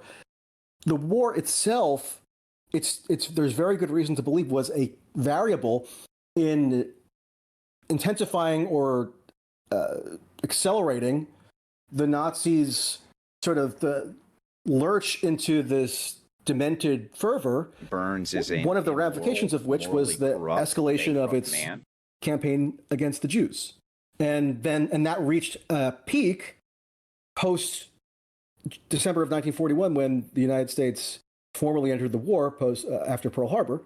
It wasn't until that point that the final solution, as such, was actually initiated in any substantial way. So this idea that people think that they have the moral endowment to just blithely declare that they know for somehow with complete certainty that the U.S.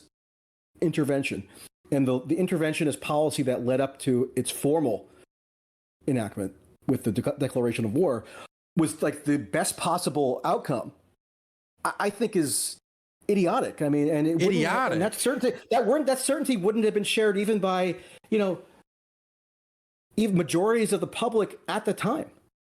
Okay. So are you just so much smarter than them? Okay.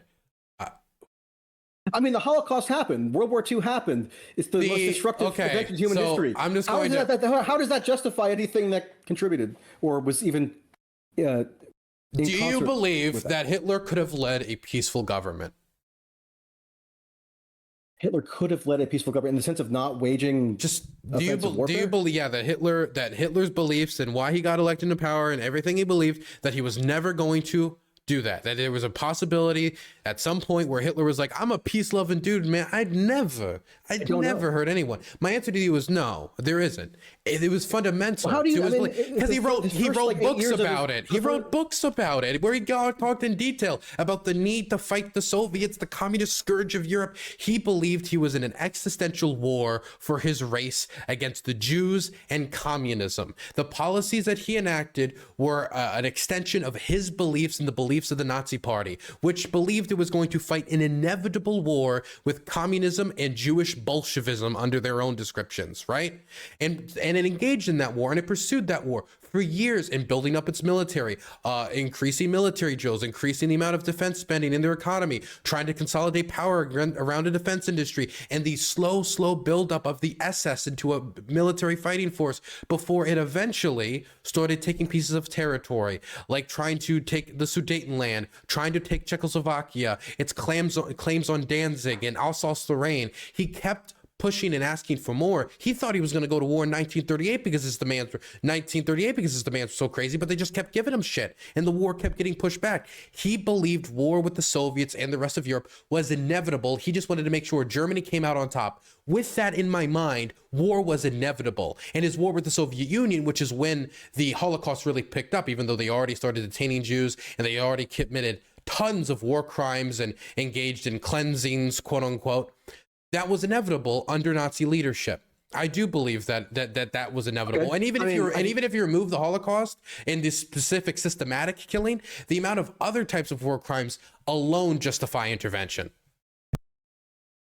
I mean, I could give you a dozen other top, extremely well-regarded historians who just don't share your opinion that it was a preordained inevitability for there to be this massive global conflagration on account of Hitler's personal designs. I mean, Arno Meyer, read his book, Why Did the Heavens Darken?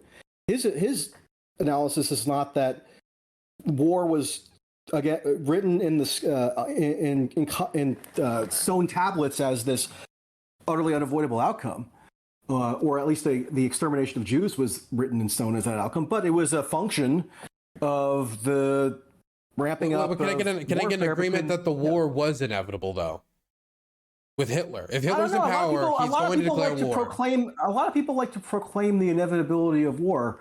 With Hitler, yes, I think that lets them off the hook. With Hitler, their own decision making. If Hitler stays in power, I mean, they could have killed Hitler. They could have assassinated him. They could have done like something else to get rid of Hitler. But out of those scenarios where Hitler stays in power and there's no shift inside of Germany, his end goal was war. And if that's his end goal, was dominating Europe and starting the 1,000-year Reich, then he can only achieve that through warfare. I mean, I just think it's convenient for people to assume that war is inevitable, and then that somehow justifies anything they might do, which contributes to the likelihood of war breaking out because, it was inevitable anyway, so nothing we do. Would you agree with me that in the vast majority of universes where Hitler's in power in Germany for a significant period of time, he's gonna go to war, that he has goals, and maybe there's 0.01% universe where Hitler's a pacifist, or 0.01 universe where somebody shoots Hitler and then somebody who's not as insane takes over? There's it's not literally inevitable, but in the vast majority of situations, that's going to happen, right? The vast majority of situations, if Hitler's in power and the Nazis are in power, war is inevitable, and you should prepare for that and respond to that if you see somebody preparing to conquer Europe. I don't accept the inevitability of war because I think it justifies conduct which is still considered and could itself contribute to the likelihood of the onset of war. I mean, my question, you're not even answering my question. I asked you, in the vast majority of scenarios where Hitler's in power for a significant period of time in Germany, do you think that Hitler goes to war? The vast majority of scenarios. So I'm not even saying it isn't necessarily inevitable, but with Hitler in power, do you think that the vast majority of those scenarios play out, he ends up declaring war on somebody? I have no idea. I don't even know how to answer that. Like, in the vast majority of scenarios, what does that even mean? I can only look at the scenario as it transpired. Okay. Then the scenario was that contemporaries, people who were actually in positions of power and who were evaluating the situation in real time, were of nowhere close to the level of just unflinching certainty that you are right now in hindsight about war being this. Because we have hindsight and we can see what Hitler was about and what his plans were. We have hindsight. No, we have because the thing hadn't happened in real time. So they were making real-time determinations. I am asking you now, not then. I'm asking you now. That with the hindsight and knowledge of who Hitler is, looking back at Adolf Hitler ruling Germany, in the majority of scenarios, excluding he gets assassinated or there's some communist uprising or some other bullshit, he is going to declare war on other European countries because that's foundational to what he and his party believes in. I have no clue. You can just read Mein Kampf. He gave he was like, I'm going to do that. I'm going to do. He's like, it's very clear, like what his goals were, what he wanted to do. He believes he was in a death struggle with Soviet Bolshevism. How you engage with a death struggle with Soviet Bolshevism without a war against Soviet Bolshevism? I mean, this idea that his rantings in Mein Kampf kind of cosmically determined how a war would happen decades later. You can look at it's like mystical thinking. Okay, so I could easily just ask you. I mean, I read a book actually recently. Lord Halifax, who was the foreign secretary of the United Kingdom at the time, said in his own personal notes that he knew that once the United States extended this, once the United Kingdom extended this so-called security guarantee to Poland in this spring of 1939, that war was a virtual inevitability. So, I mean, I could ask you, if that security guarantee wasn't extended, would war have happened? I don't know. Yes. And there's so many moving parts and so many variables that to just focus in on the sort of interior grandiosity of Hitler at the exclusion of anything else, I think kind of misapprehends the gigantic confluence of reasons why a war happens. I just think that with hindsight, we can look at the actors involved, what their motivations was, look at the private documents, exactly what their plans were from the get-go. And I'm saying there is no way that Germany could stay a peaceful nation for an extended period of time if Adolf Hitler is their chancellor. Because it's impossible, because his primary goal is to turn them into a non-peaceful nation.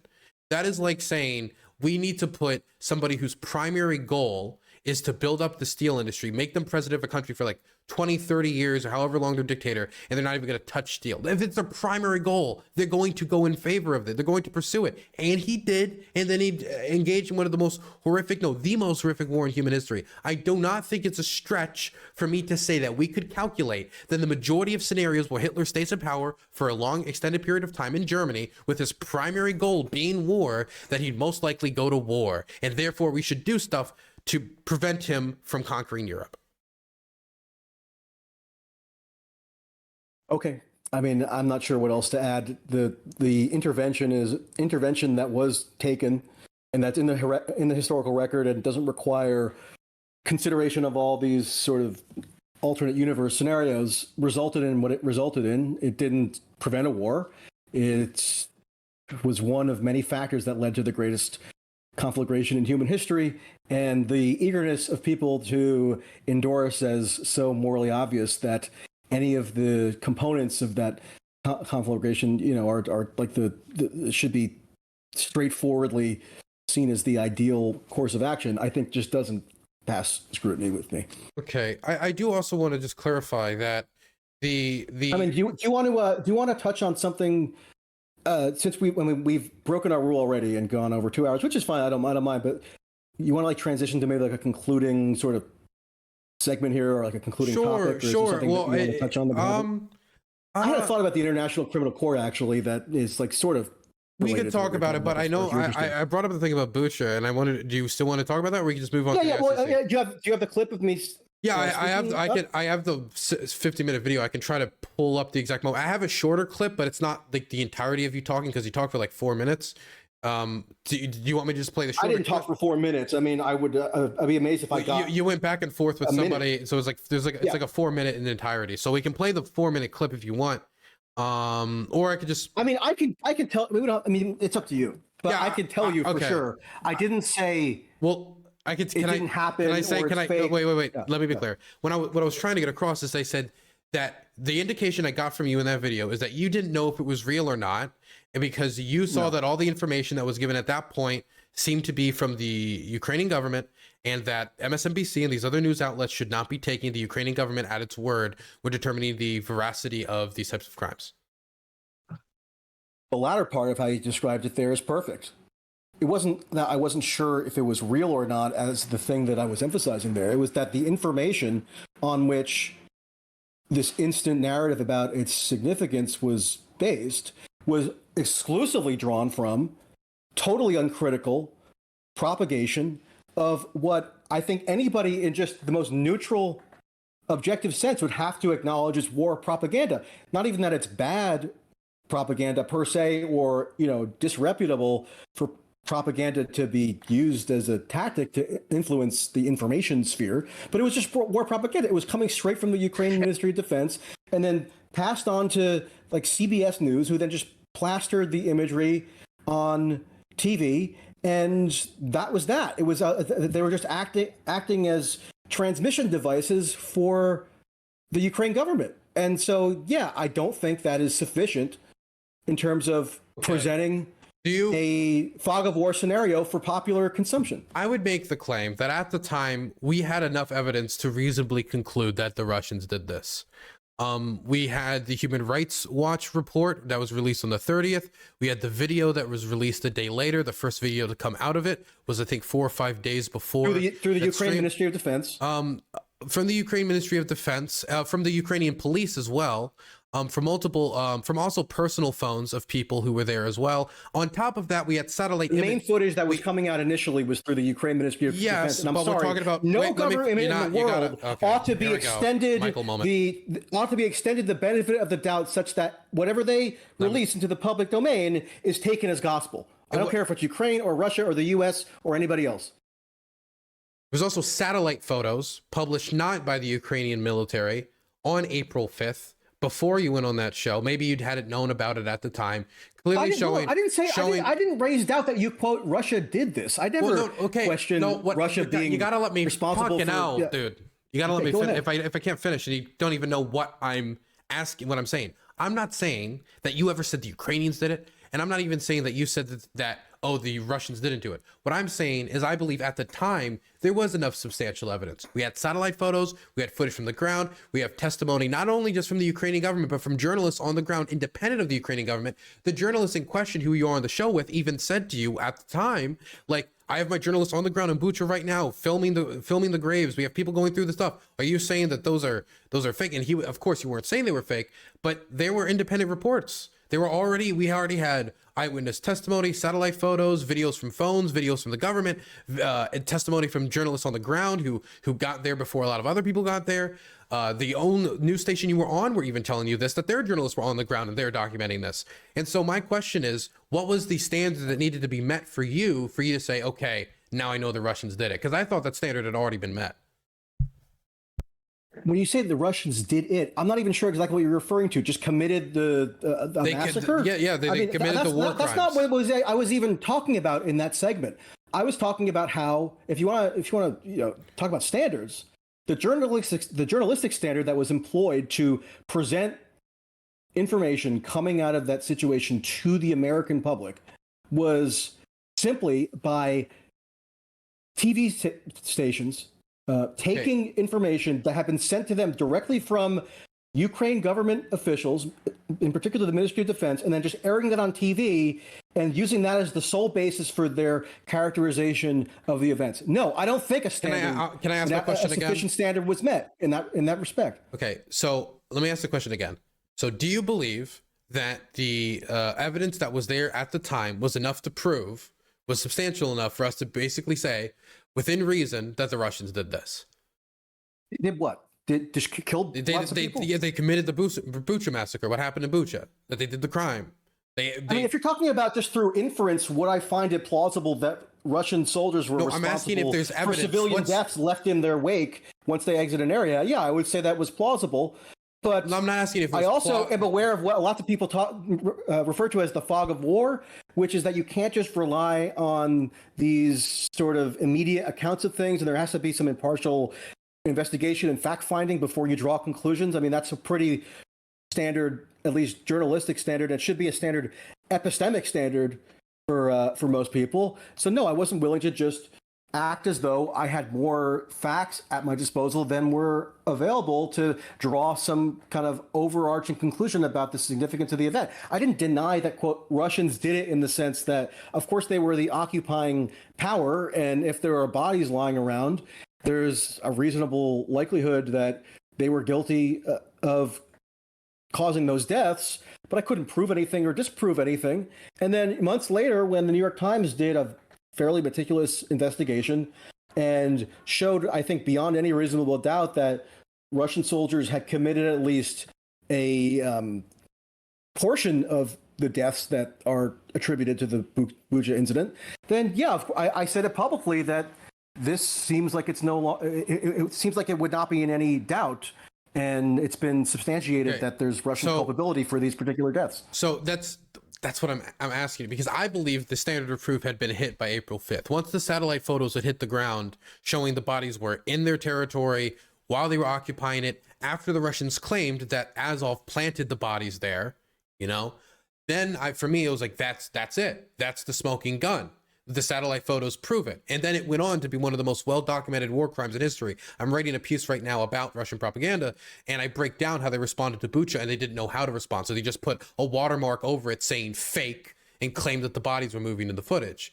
And so what I'm asking you is, what is your standard of proof? Because there's going to be more war crimes like this in the future. And I just want to know what would be your personal standard of proof for a war crime like this. Because I felt like the satellite photos, the testimony, the video from the ground, the photographs, I felt like at that point we had hit the standard of proof. Well, my assessment was never, is this a false flag, or is it just a premeditated Russian massacre, or is it something in between? No, my standard was simply that if you want to opine on the wider political significance of this event, and you want to use it for political purposes to, agitate for additional provision of U.S. weaponry, or even, there were lots of calls for a no-fly zone after that incident, then there has to be mindfulness as to the unreliability of initial accounts of events in any war scenario, because war is inherently chaotic, and that was basically all I said. But I'm asking you a follow-up question. Do you think it's journalistically defensible for CBS News on Face the Nation on a Sunday morning to simply take material that's been given to them by the Ukraine Ministry of Defense and air it without any vetting at all? Do you think that's journalistically defensible? I'm going to ask you the question a fourth time. I'm not asking about... What's the question? My question is, do you believe, because I believe that at that time they had hit the standard. We had enough evidence. We had enough proof. And you were on this TV show. Proof of what? That the Russians committed the massacre, that the Russians committed the war crimes. They lied about what happened. We had direct evidence that they lied about what happened through the satellite images, the photos on the ground, the video on the ground, the testimony from the evidence that was shown clearly on April 5th. And so for me, I had believed we had hit the standard of evidence. But you're on this show saying that you don't know for sure if they did it or not. And so what I'm asking... I don't think that's what I said at all. Okay, so you did... Was okay. The wording would actually be important. Michael, so are you saying that you did know that Ukrainians did it at that day? What? So The Ukrainians did it. Did you know that the Ukrainians did it? That the Russians did? What did you do? What did you know at that day on April 5th? Then I didn't know. The point was I had insufficient facts to make any kind of conclusive judgment one way or another. I'm saying yes, that's what a thing that happened in a war zone on the other side of the world that I can't independently verify. Okay. We're finally getting close. Our fingertips are touching right now through the spiritual void. Okay, Marion Williamson style. Okay. And you see, Russians did it. Obviously, there are like gradations of what could be done. My statement, my statement one person is, killed or 100. My statement is, that's what I'm commenting on, was your lack of knowledge about whether it happened or not. I believe we had met enough evidence. And so my question for you, as somebody who's in Ukraine right now, documenting war crimes, trying to document what's going on, what is the standard of evidence that you needed to be shown at that point that had not been shown already that made you hold back on concluding who had did it or not when directions all pointed towards, the Russians? I mean, the topic that I discussed on that show was not who done it. I'm asking you a follow-up. I'm asking you a follow-up question right now. This is a follow-up question. That's important. That's important because you're making it seem like I need to atone for the misleading or inaccurate impression that I gave when I did that appearance. The whole point of my appearance was to talk about the lax journalistic standards that go into just simply transmitting on behalf of a warring foreign government whatever material they hand to you and want you to broadcast because it would benefit them in some way. That I don't think is a defensible journalistic standard. However the cookie crumbles in terms of culpability and whether that's established factually, which I think it is, at least in terms of what the New York Times showed in that video investigation, which to me met a very reasonable evidentiary threshold in proving that, at least in the case of, I think they showed that maybe it was 20, 30, something like that, civilian deaths that the Russian soldiers who were on the scene committed carried out those actions which caused those deaths. Okay. So that met the evidentiary threshold for me. So that's when the New York Times report came out, is when you were like, okay, now I know for sure. Because my question isn't asking you to atone for something. I do think that being on a station like that and say we don't know for sure at that point, I do think that was wrong, but I'm not saying that you need to atone for it. What I'm asking is, what would be your standard of evidence, right? Because I thought we already hit it personally. And if I'm going out and I'm trying to document this stuff, I want to know what I have to show. Because if satellite photos and photos of it and video of it and all these and all the evidence that was presented at that point by April 5th, by the time you went on that show, was not enough, what more do I need to include to meet to the standards that eventually convinced you? You need to provide evidence beyond a reasonable doubt that establishes culpability with specificity for the death that you're claiming was a byproduct of Russian or anybody else's actions. I mean, I don't know how else to put it.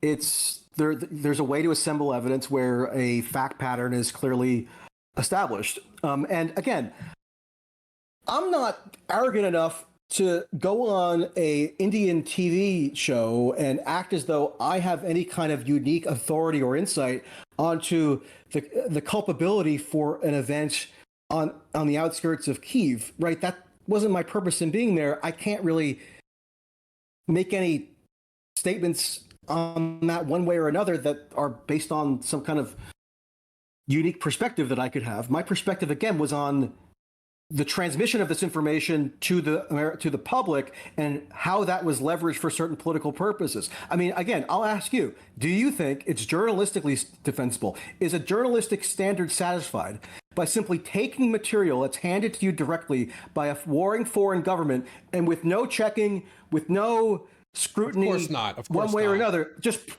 blasting it out on TV? That's what was done. Of course. Okay, so I don't know about the specific MSNBC segment, and that's not what the thing. No, this was CBS. CBS. I thought I could have sworn you said MSNBC. There was one on they did on MSNBC as well, but the one I was referencing on the show was CBS. My main reason I'm bringing this up is I looked at this and I was like, okay, And I looked and I was like, so he doesn't know whether it happened or not. Well, at this point, I had been thoroughly convinced. So I then looked up your name and I tried to look up Bucha and I tried to look at other moments outside of that one interview when you had commented on Bucha, and I couldn't find anything. Now, maybe I just missed it. I think that's a good chance that I missed it. If you did comment on Bucha, obviously there's you and I both tweeted out. I tweeted out the New York. I read and tweeted out the New York Times investigation that I mentioned before. That assembled the video. Okay, evidence. so there was the New York Times investigation that convinced you.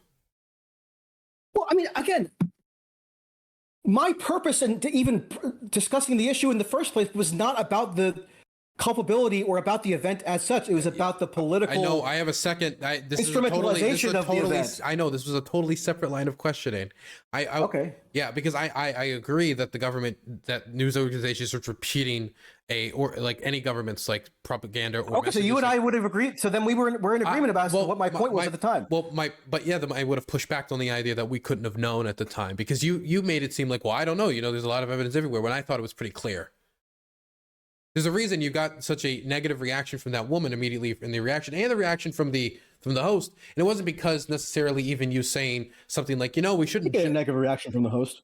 I don't recall having a negative reaction from the host. Why don't you just play it so we don't have to so we can actually hear what specifically I said. I don't have a okay. Then we can probably wrap this up after this, okay? Because it is getting pretty late.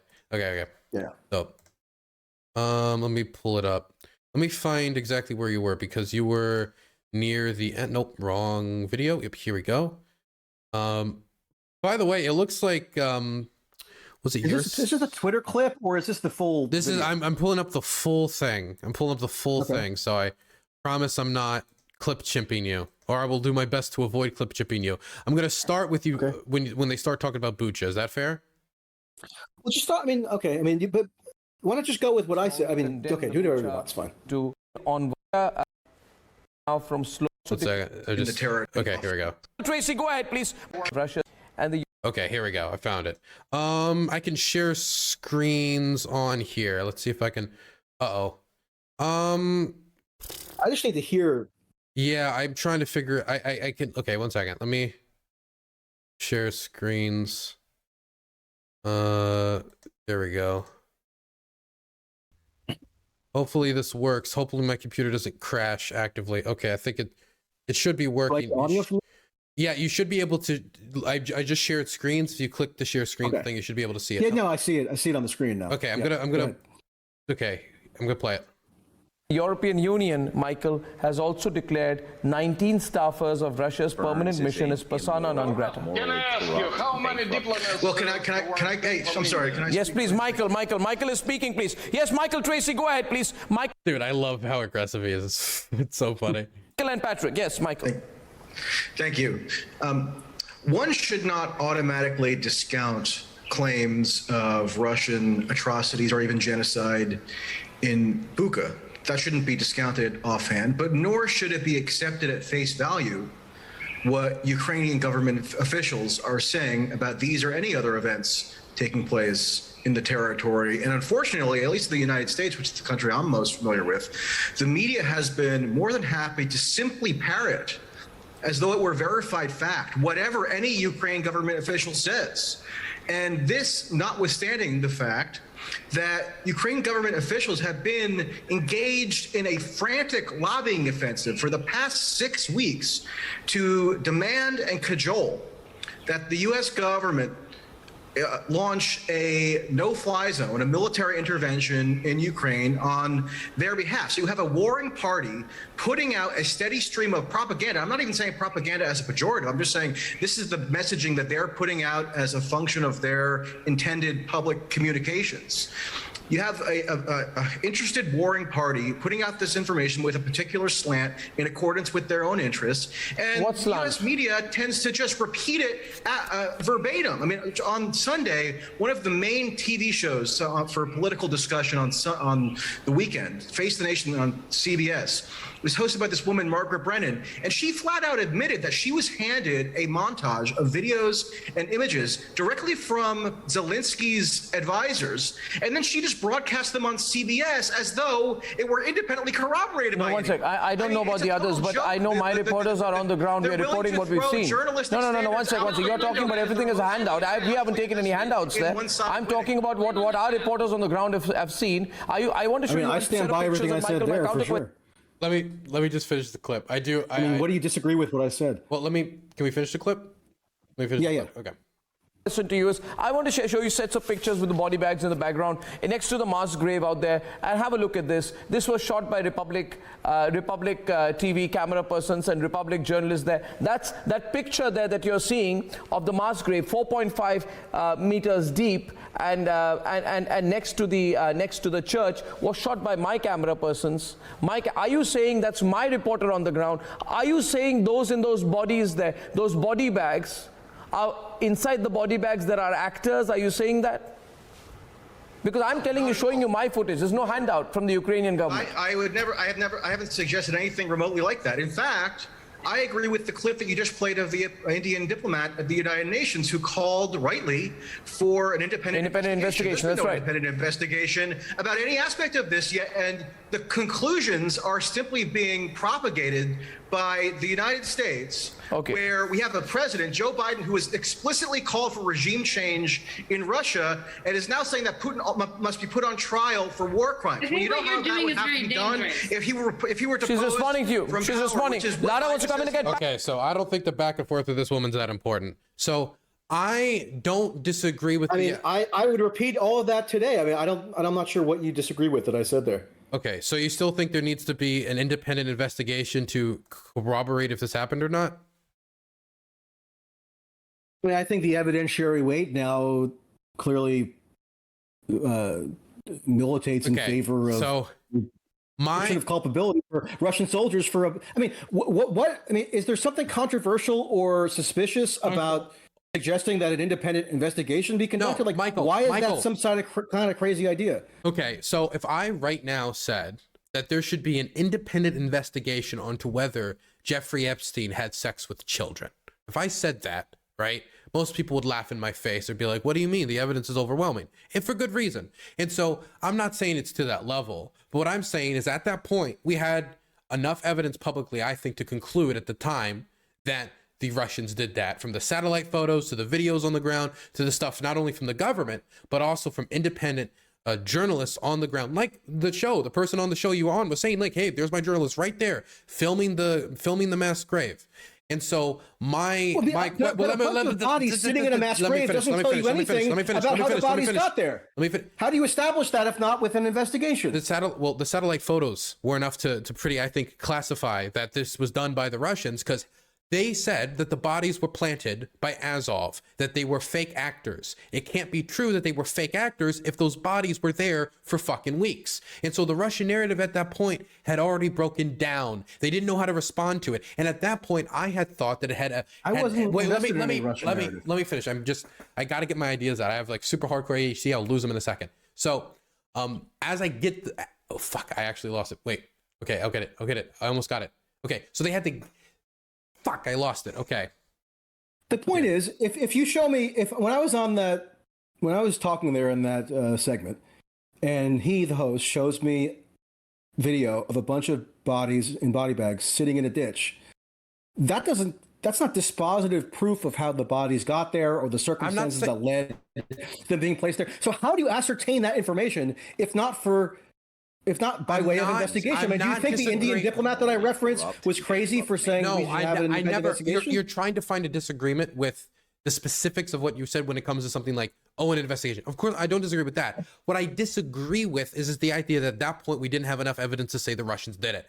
And so you didn't have enough conclusions. He even had to ask you a clarifying question on whether you think they're crisis actors, because they didn't know what your position on whether the Ukrainians or Russians did it was. And your position at the time, which we've told me now, was you didn't know for sure, and so you wanted to wait for more evidence to come out. And so this whole point of this questioning wasn't to just be like, Michael Tracey hates the people who died at Bucha. It's, what are Michael Tracey standards for evidence, and are they too high or not? And whether or not what I should do in the future when I'm documenting war crimes in order to make sure that they meet the Michael Tracey like level of approval, that you'd be like, yeah, that's for sure, the Russians did that, we know that.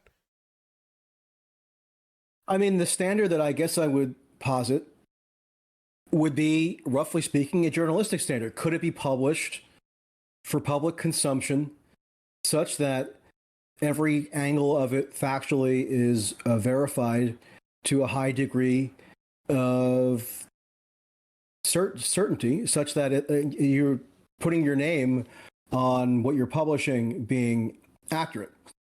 So if that's your standard, it's a pretty high one, and it doesn't lend itself to kind of just easy conjecture or connecting certain dots because you think that it's probable that something might have happened in a certain way. Because especially with war and the uncertainty that's almost inherent to war and the kind of chaos that engulfs anything to do with war, it's an even, a bigger lift than usual, or an even heavier lift than usual to establish a fact pattern beyond any reasonable doubt. So no, some satellite photos showing something, I mean, again, as I opened by saying in that very segment, I wasn't ruling out, and I said it should not be ruled out that Russians were responsible for the kind of massacre that people were stating that they were responsible for. I was simply echoing what, I later found out, because I hadn't read that or heard that the Indian diplomat said was, let's approach this, if we have to sort of make an assessment of culpability, let's gather the facts and then make a conclusion from there as best we can. Okay, so this is the last question of the night before we have to wrap this up, because I do need to ask this because you brought up. No, so by the way, if they had asked me, I would have ascribed a certain level of culpability to Russia, regardless of the individual fact pattern there, because at base level, they bore responsibility for launching the invasion in the first place. So there are vectors of responsibility that flow to them from that initial decision. Okay, so here's the question I want to ask you. Right now, I hate to give you a yes or no question. I'm a yes or no guy. Okay, I'm very straightforward. I was raised by my grandfather. Right, farming man, castrates pigs for a living. Right, very straightforward man. Do you believe it is morally right or correct in any way, I guess? Do you think it was the right move for the ICC to put an arrest warrant out for Vladimir Putin? I'm happy you brought that up. I was actually going to suggest that we discuss that. And sorry to disappoint you, but it's just not conducive to a yes or no answer. It kind of gets to what I was saying before about the arbitrary qualities of international law. I mean, obviously it entails a huge amount of discretionary judgment from a prosecutor, is influenced by all kinds of political factors. And I think it's worth exercising due skepticism, or at least being critically detached from that decision-making. And I would say that the jury's still out because, for one thing, they've produced no evidence for the allegations contained therein. That's a basic, I think, requirement for concluding that anybody is guilty of any crime. Forget Putin. I mean, it's just a baseline sort of empirical standard. So there's no accompanying evidence in that indictment. But on top of that, the indictment perfectly mirrors this report that came out, that was published by the State Department only like 5 days before the request for a warrant was submitted, that is, through this sort of quasi think tank entity at Yale that got State Department funding and was given a State Department imperative to investigate this particular matter. And they used open source information only from social media and so forth, conducted no on-the-ground investigations, interviewed 0 witnesses or 0 purported victims. And because it's established that despite the nominal lack of involvement that the United States has in the International Criminal Court, at least the non-membership, the United States has been deeply engaged in these proceedings that have been undertaken by the International Criminal Court to bring charges against Putin through and one vehicle for that engagement has been the State Department, and another has been the Department of Justice. So notwithstanding the United States denying expressly that the ICC has any jurisdiction over U.S. nationals, it still had no qualm about actually engaging operationally with the workings of that particular court. And the Congress actually has passed legislation that amended one of the governing provisions as to what level of engagement is permissible between U.S. agencies and the International Criminal Court. So the U.S. is involved, right? The U.S. is deeply involved in these proceedings. It's not as though the ICC just came up with some sort of unassailably neutral judgment. And also, we have very clear evidence that, at the very least, the timing of that indictment being issued was leveraged for political purposes. It started right away that you had calls coming from American elected officials and from the media, but more relevantly, elected officials and public figures in the government, that President Xi of China better not visit Moscow as planned, because that would mean he's abetting a war criminal in Putin. Haven't you seen the news about the arrest warrant? Antony Blinken, on the day that Xi arrived in Moscow just a few days ago, invoked this very logic in impugning Xi for his perceived complicity in abetting Putin on account of the ICC arrest warrant. Oh, and it just so happens that the department that Blinken heads, the State Department, was intimately involved in proffering the information, the supposed evidence that led to that indictment. So on multiple levels, I think it's at least warranting of a fair degree of skepticism. But on the most basic level, there's just no evidence furnished, and the evidentiary standards employed in the State Department report that seems to at least perfectly echo or mirror what the allegations contained in the indictment, because it focuses on both Putin and then the woman who runs that sort of child welfare agency or whatever.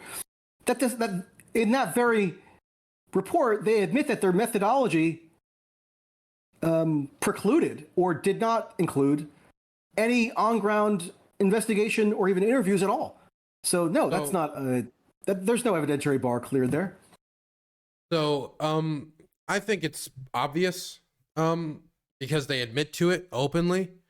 The Russian government on state television had Putin talking to a interviewer, and the interviewer bragged to Putin. Assumedly, they pre-organized this because they do a lot of like press spots in Russia, where these like pre-organized to happen on TV. And she brags about how she adopted a child from bombed out Mariupol, going through the process of what would be considered internationally a kidnapping of a child from a nation you just invaded. The Russian government's argument is that they take children from a war zone, from the dangerous areas, and then just to keep them safe. But what they have done is they take the children, they put them through filtration camps, look through any ties to the military government whatsoever, family stuff like that. Then they ship them out to Russia. They don't get a say in the affair. They don't get a say in where they go. They then make them erase their Ukrainian culture. They start saying, you have to speak this language, you have to speak Russian, you got to do this, you got to do that, before then adopting them out. That is very clearly illegal under international law, and that is what he's being brought to account for. Now, they had bragged about this publicly on state television and on the Mill blog channels, on a whole host of platforms. And so now we're seeing them trying to shift the narrative now that their arrest warrant's out, that never mind, it was you know what, maybe we'll even give some of the kids back, and we're going to do this and we're going to do that. I think it's pretty obvious that they committed the crime because they bragged about it on TV. If some congressman went on TV and was like, yeah, I liberated $200,000 from your guys' taxes and put it in my pocket due to my great work, I think that would be definitely enough to point towards and be like, wow, looks like that guy committed a crime. And that's just that. We're not even talking about the Washington Post article on the kidnapping of children from orphanages or the other publications that are working on this. I actually know a friend of mine by the name of Pavel who's working on a story right now trying to unveil this issue. So I think the arrest warrant was absolutely warranted. Do I think there's a hypocrisy in the United States not being involved in the ICC? What is involved? It's just not a member. Well, yeah, well, technically we're a signatory in the way that that Bill signed it, but then Senate never approved it, so we don't abide by any of the standards. And we have the Hague Invasion Act, right? And I think that's hypocritical. Well, the treaty was never ratified. Yeah, I think that was it. It wasn't ratified by the Senate. it is hypocritical for us to be saying that other states should be held to the standards of the ICC, but not. Bill, I mean, if you want to, technically, Bill Clinton signed the initial version of the treaty, but that wasn't binding on anything. And then he never submitted the treaty for ratification to the Senate, which is a requirement for the ratification of any treaty. And then eventually Bush let it expire. Yes, that's yes. Either way, whether I criticize the hypocrisy and say we should sign on to the ICC, I do believe we should have that sort of accountability. We should repeal the Hague Invasion Act. I do believe Putin should be held to account for these crimes. And due to the fact that this warrant has been issued, we're now seeing the government start backtracking on this. They're panicking because they're thinking about the 123 nations that are signatories, that are signed on to this. What's it going to be like for him trying to visit these nations? Is there a risk that he might get arrested? Is there a risk that he might go with this? And now they're reacting. Now children in Ukraine are safer due to the spotlight that's been put on this by ICC. At all. I mean, if you could prove to me that a specific child is now safer or will experience less. Well, I mean, you got to give more tangible proof than just like children are safer now. That may or may not be true. I don't know. Wait. I don't have any. I think it's. I think it's. Do you think it's plausible? Hold on. Let me address what you. Okay. Now you can go on. Go on. You beat me down. Okay. I was just going to say. I mean, I'm sure.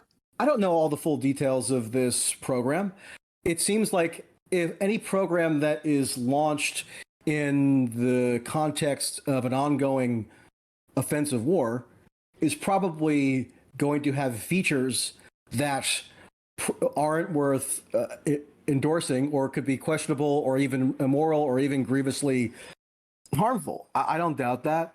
And I'd be willing to look at the evidence to that effect to evaluate for myself. But the fact remains that if a prosecutor is putting out charges, then the burden is on them to provide evidence that establishes those charges. And there's been let me be clear. The prosecutor has not presented any evidence.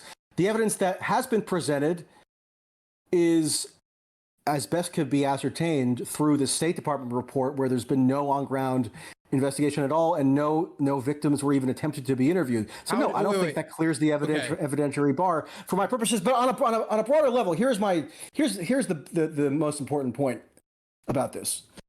It's a fundamentally political decision to bring the indictment, right?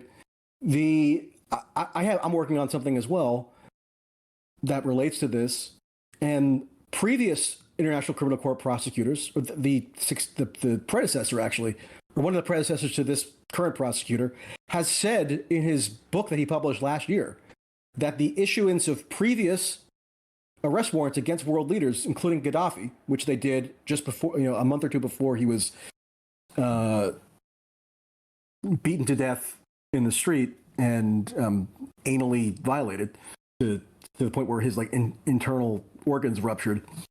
The issuance of the arrest warrant by the ICC there was intended as signifying that regime change in Libya was the objective that was being bolstered. So if it's a political decision that Putin was presented with these charges, or that the arrest warrant was issued for Putin under these circumstances, total unambiguous political calculation necessarily had to go into that. And then the political impact was to try to use that as leverage to castigate a world leader from visiting Putin or having some sort of meeting with him. And it's also being hyped in a wider sense as a non-negotiable disincentive for diplomacy to be conducted with Putin by any country, because if you do it, you're tarnished by association, given that he's an indicted war criminal. Then I think that's very good reason to doubt the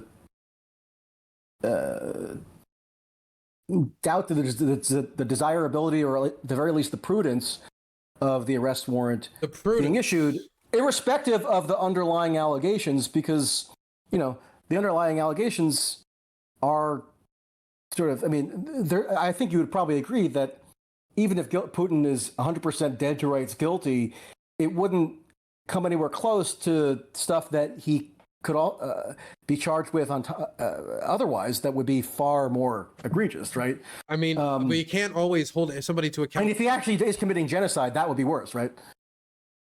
Okay, so first things first, of course, this is probably not the most evil thing he did. It's probably one of the more evil things he's done, the mass kidnapping of children.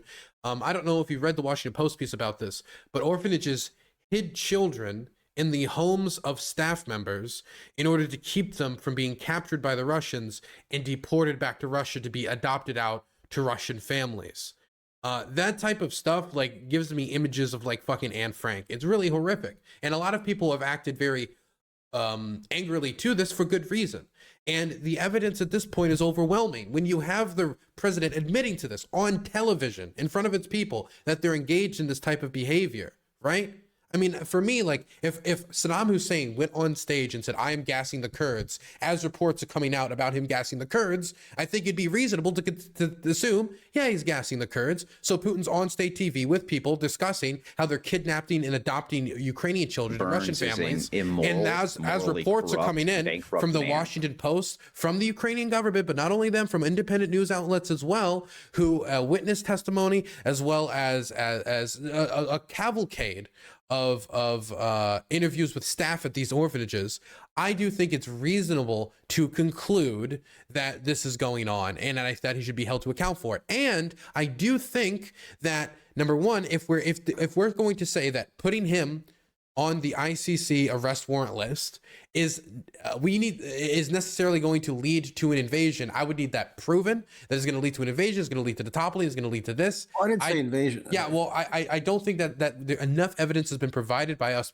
putting him on there. We are saying to the world, we are going to overthrow him. The end is near for Putin. We're going to close him in. I think it's also reasonable to conclude that if somebody's on the ICC arrest warrant list, they've probably made a lot of recent mistakes and they're generally spiraling. So it isn't that crazy that people who seem to end up on that list also seem to be in a lot of hot water and a lot of trouble, because you're usually not going to be on an arrest warrant list if you didn't commit a lot of crimes or you didn't commit crimes. It happens. But usually people who tend to be on arrest warrant lists are also people who tend to be criminals. And if you tend to be a criminal world on the world stage, I think generally you're going to have a lot less ability than, say, a democracy or somebody not on the arrest warrant list. So we would need to be able to find some connection to prove that that was the intent behind this, I think. And I don't think we're going to be able to find that. But and also, I can give let you me just say, I can give you evidence to that effect. Yeah. You can give me evidence. The evidence of we are putting him on this list in order to remove him from power. That is. Well, I'll happily explain, because I'm working on something right now that gets right to the heart of this. Okay. Also, wait, one last thing, because I didn't get to finish my last point. This is undoubtedly helping to protect kids. We see the Russian government reversing course right now, live, as they're trying to find explanations for this, as this has isolated Putin and turned the whole world to the news of, wow, Putin's on an arrest warrant? What for? Kidnapping children? Now everybody's heads have turned towards these children being kidnapped. There's a decent chance that this is going to affect Russian policy on kidnapping children in the future and can make them reverse course in what they're doing right now. There's a decent chance that this can help do that. I think that's 100% true. 100%. Okay. So let's just stipulate that to the extent the evidence can be brought to bear, it establishes exactly what the indictment issued by the ICC says. It establishes Putin is guilty of the crime spelled out therein, right? Let's just stipulate that, because parsing the individual kind of data points or the body of evidence for that particular charge is not even really why my skeptical instinct would be prompted here. My skeptical instinct would be prompted was because evidentiary grounding or not, the decision to bring the charges was an inherently political one and subject to political influence by interested parties, including the United States, who we know, as a matter of demonstrable fact, was involved in the process which brought about this particular indictment. And we know that it's already being leveraged to penalize anybody who might think about engaging in diplomacy with Russia. because if they engage with Putin, they're being warned outright, unambiguously, that they will be seen as abetting a war criminal. And if that has the practical impact of diminishing any prospect for any sort of diplomacy to bring about a resolution to the war, whenever that might be, then that's something that has to be taken into consideration, separate and apart from the underlying facts that are alleged in the indictment, right? So if the issuance of the arrest warrant, in practical terms, deals a serious blow to the prospect of any sort of negotiated settlement, and on the other hand, ramps up the increasingly widespread assumption on the part of the, quote, West, at least the, foreign policy and national security apparatchik part of the Western establishment, if it ramps up their conviction that the ultimate ambition for a resolution to the war is not through any sort of diplomacy, but is by bringing about regime change in Russia, not by necessarily invading Russia, but there are lots of different ways that regime change can be fomented or can be accelerated, then I think that's a political consequence of the issuance of the arrest warrant that has to factor into whether one sees it as something that should be endorsed on moral or political or any other terms. And I, one of the things that I'm going to mention in this article I'm writing is that at the Munich Security Conference last month, which I attended, there was a panel held that was basically the de facto Russian delegation to the conference, because they had disinvited the official Russian delegation for the first time in the history of the conference, in addition to the Iranian delegation. But they disinvited the Russian delegation in their place to represent, quote unquote, Russia. They had, first of all, Garry Kasparov, naturally, and then Mikhail Khodorkovsky, and then, the daughter of Boris Nemtsov, and one other person. And Garry Kasparov was going around lobbying delegations from countries to explicitly make regime change the ultimate objective that they're pursuing in Russia. And I'm not putting words in his mouth. I'm not trying to exaggerate what he was advocating. That was the explicit, unambiguous objective that Garry Kasparov was trying to make more of a mainstream and explicitly embraced goal of Western, quote unquote, policymakers vis-a-vis Ukraine. Yeah, okay.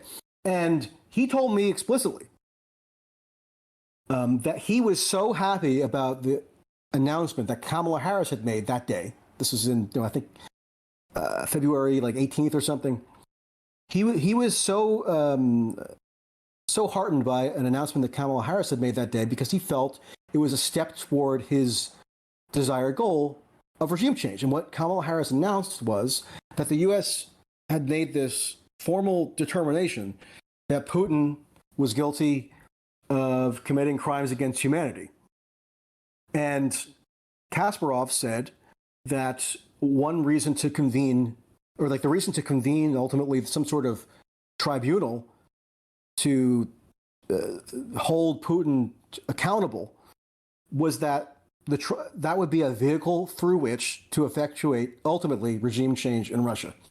So if this arrest warrant, which Kasparov a few days ago when it came out celebrated in exactly the same terms, or on exactly the same grounds, more or less, if Kasparov is correct, and I have no reason to doubt that it's correct, at least in terms of his understanding of these events, if it's a significant step toward the creation of fundamentally irreconcilable existential stakes in Ukraine, where it's either Putin wins, it's either Putin's victorious, or he's thrown into prison and the Russian Federation is dissolved, then I think that's a recipe for a fairly catastrophic outcome, potentially, including bearing pretty squarely on the circumstances in which it's widely thought that Russia could actually use universal nuclear weapons, meaning the fate of the Russia of the government itself is being directly threatened. So yeah, I mean, I think the political ramifications of the warrant in that regard really need to be examined if without if you're going to say that it's something to endorse. Well, I would say it is something to endorse. I would say that child kidnappers, war criminals, and people who invade countries should be held to account. And we've had a problem internationally of holding people to account. And I do think morally this is the correct thing. But then there's the problem of like, well, what if this makes it more difficult to achieve peace? I want to put the Russian government under immense pressure for their decision to invade Ukraine. Not only because I want them to leave Ukraine, personally, as much as I would like to see Putin in handcuffs, my main goal, if I was like American strategist, whatever, is to get the Russians out of Ukraine. Everything else is secondary. It'd be nice to try everybody. It would be nice to get reparations. It would be nice to get these things. But number one goal should be getting the Russians out of Ukraine. It's what the Ukrainians want primarily. It's what the international community wants primarily. It's what the United States. Well, of course. Well, that's because regime change probably means that government isn't invading them again anytime soon, and it also means that the government that did all this would be held to account. Of course, the Ukrainians want that, but above everything else, they want the Russians out of Ukraine. And they want that as well because that could, if Putin's gone and the Russian government that invaded them is gone, then the odds of the Russians invading them in the future is probably not that likely. It'd be easier for them to join NATO, and once Ukraine's in NATO, the idea of anybody invading them is fucking ridiculous because nobody wants to fight the entirety of NATO. I want to put as much pressure on the Russians as possible to leave the country, and I want to put as much pressure on the Russians as possible to make them stop doing war crimes.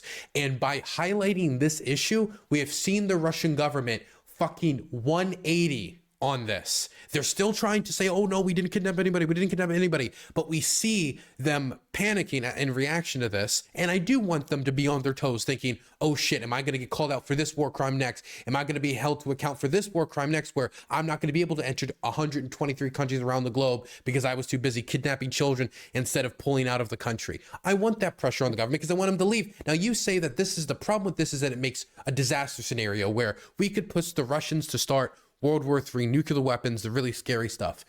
Any amount of pressure you put on any world power with nuclear weapons, that could become a risk. I do think we should avoid World War III, but I do not believe there's only two options: the collapse of the Russian government and or Russian success in Ukraine. I do think there are other options as well, even with the ICC arrest warrant put out there. Just because an arrest warrant those options are being foreclosed by the stigmatization now of diplomacy. I believe stigmatizing them on the world stage, isolating them on the world stage, adding pressure puts more pressure on them withdrawing. And if my goal is to not only end the war, but to win the war, that's my objective. Because I don't want the so no diplomatic. Let me be clear. solution. My problem is if we end up giving them 4 oblasts, then they get to kidnap children for fucking ever, and nobody can stop them. Nobody can do anything about it. If we give them 4 oblasts, those mass graves, those kill lists they made to go on quote unquote, and this is their words, not mine, cleansing operations in the Kiev Oblast, that happens across all occupied territory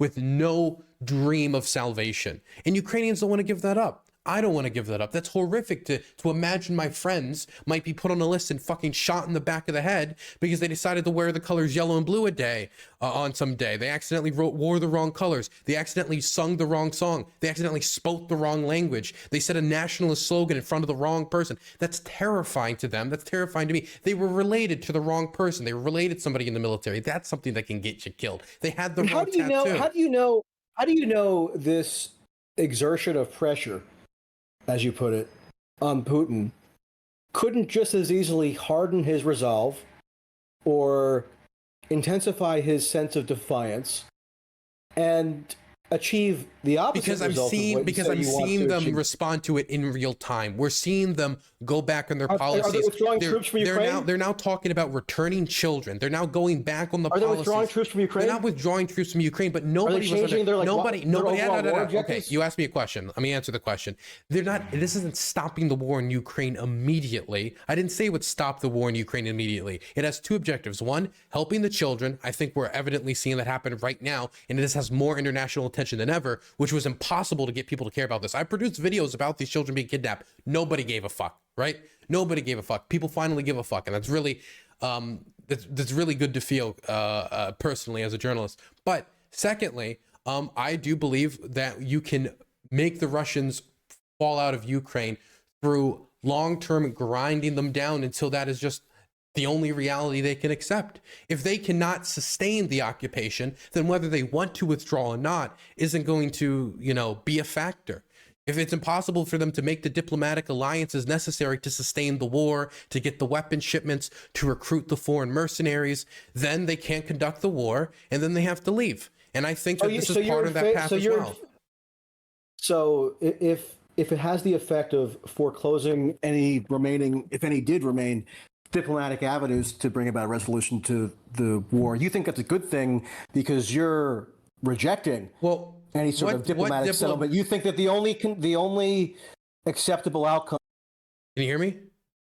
Yeah, you're back. Sorry. It just cut off. I'm in the middle of the Kiev countryside. While the internet's better than central Germany, it's still Ukrainian internet. I got the gist of your question. I don't necessarily believe that this cut off all the diplomatic avenues, or at least any diplomatic avenue that had Let's say it does. Let's say it reduced the likelihood of any sort of diplomatic settlement being available. Let's just assume that it did.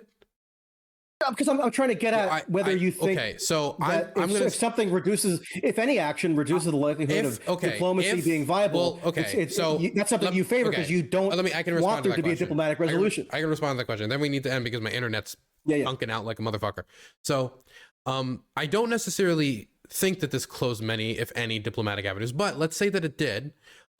I believe that closing diplomatic avenues, if it means you could either win the war at a faster rate or bring cessation of the war through winning the war at a faster rate, isn't necessarily immoral. I think that, for example, certain bombing runs that we did in Germany probably made it a lot more difficult to negotiate with the Germans to end the war early. But if my main goal is to win the war, then I think that was a moral and just decision. So if my main goal, which is different necessarily from your goal, is for the Ukrainians to win, and I think that will bring the most sustainable peace. I think it'll bring the best peace. I think realigning European security structure is necessary right now, and this neutral state bullshit just isn't going to work.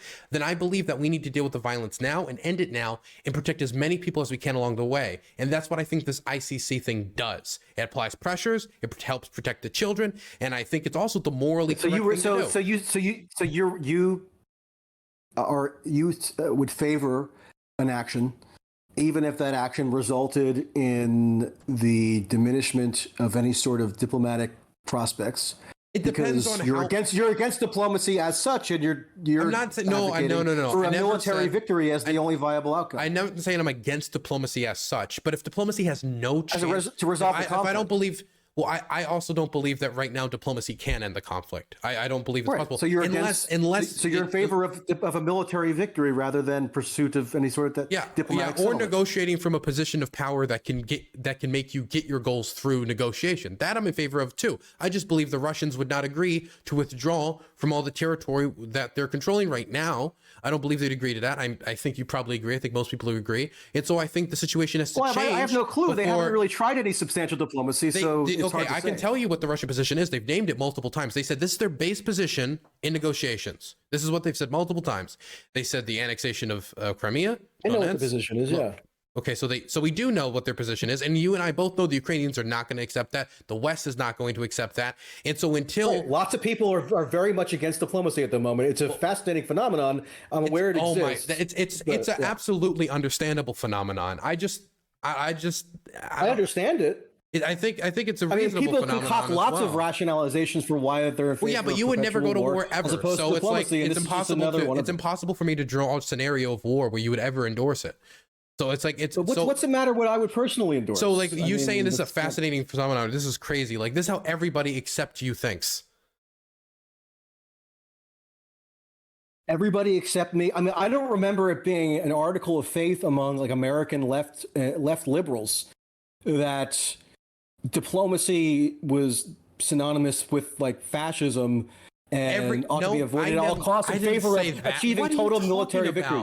I know you didn't say that. I know you didn't say that, but diplomacy has become stigmatized. I do believe anybody who advocates it now is seen to have sinister motives. I believe everybody agrees that there are certain conditions that are unacceptable and they'd be willing to fight and die for to reject.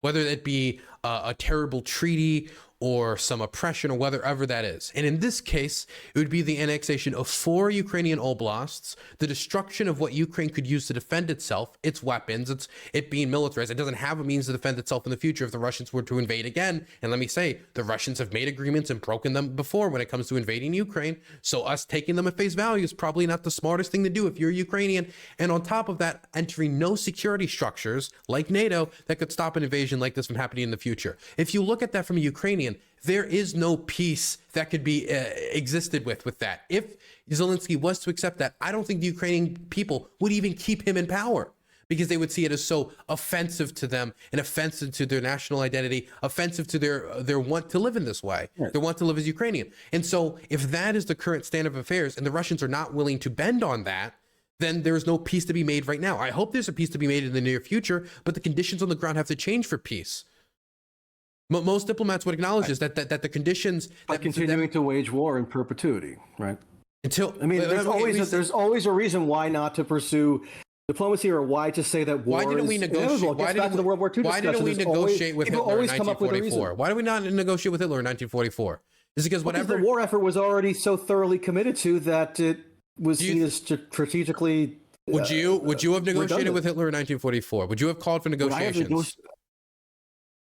It's hard to say. I mean, I would have been presented with like the precise set of conditions. I mean, why the Hitler? I've given you some of Russia's conditions. All of these conditions are ridiculous. And you know what Hitler's conditions Russia would have been? Nominally Hitler says right now, Alsace-Lorraine. They would have asked for like Russia nominally says right now, and this was reiterated after the meeting with Xi in the strategic document that they jointly put out, that they want to initiate negotiations right away. Now you can say that that's just a feint. You could say that that's bad faith, or they can't be trusted, or whatever.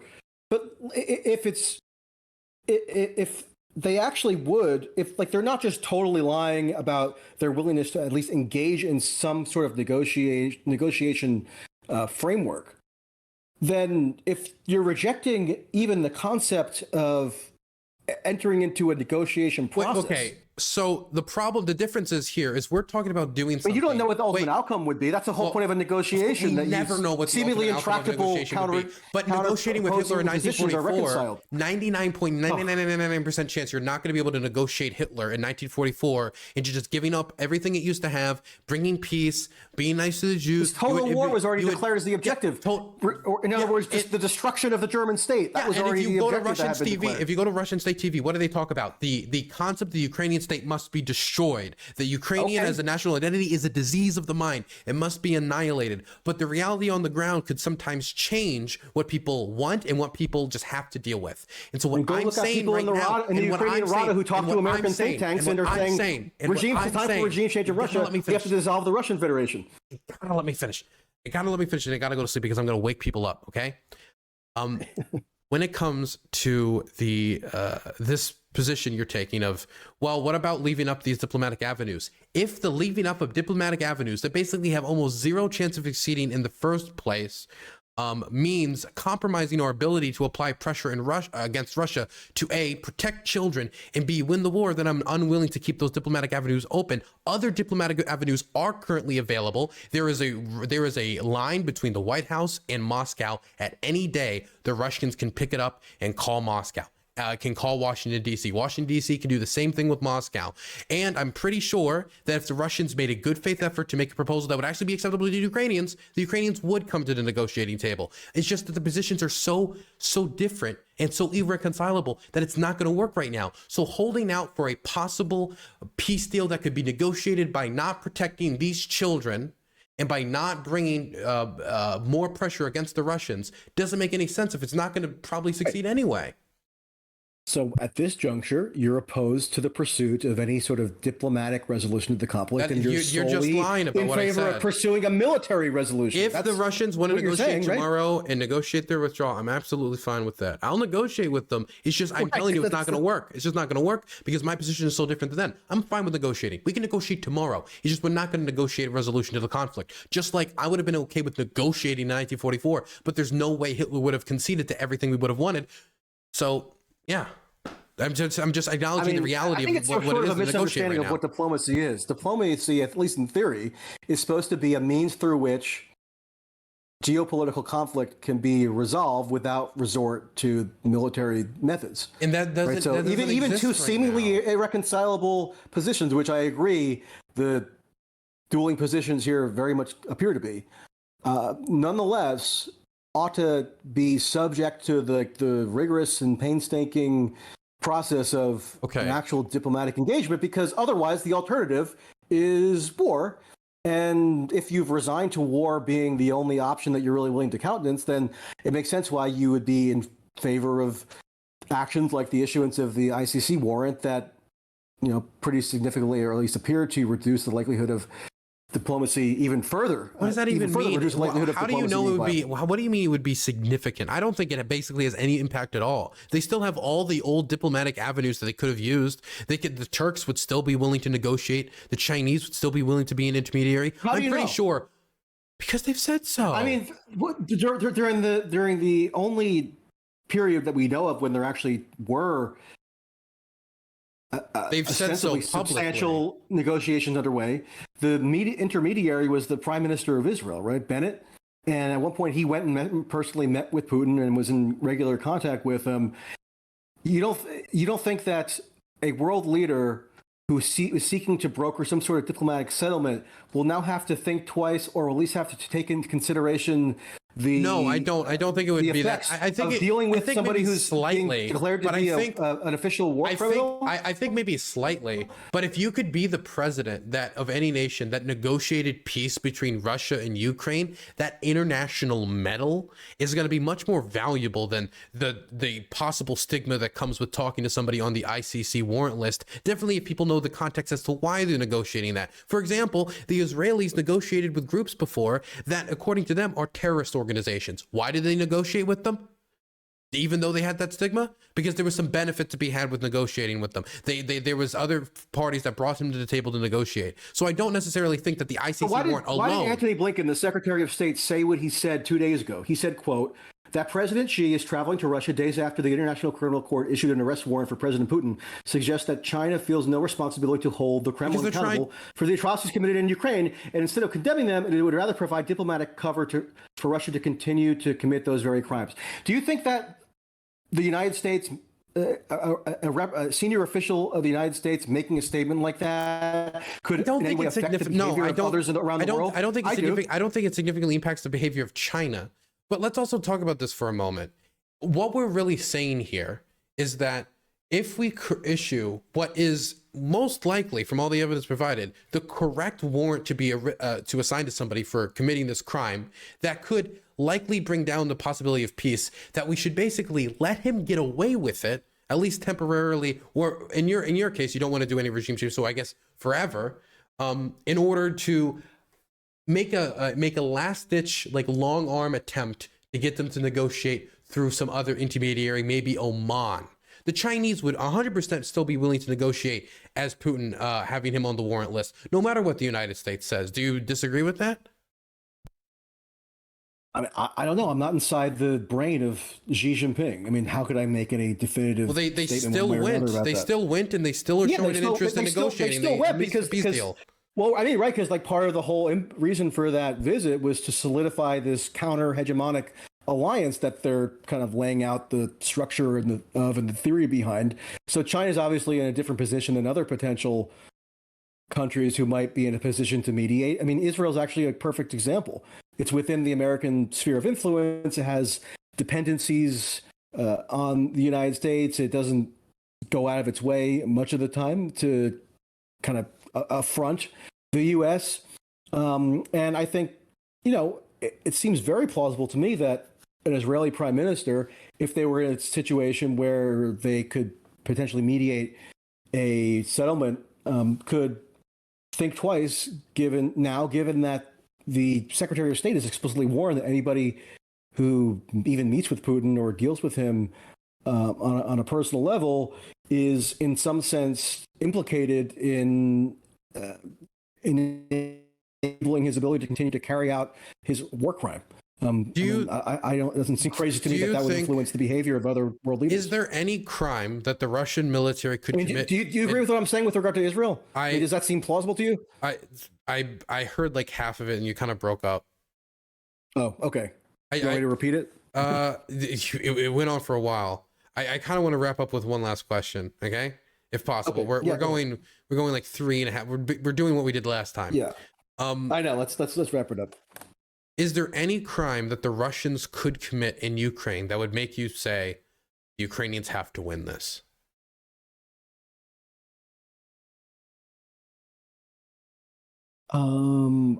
I doubt there's really anything that could cause me to say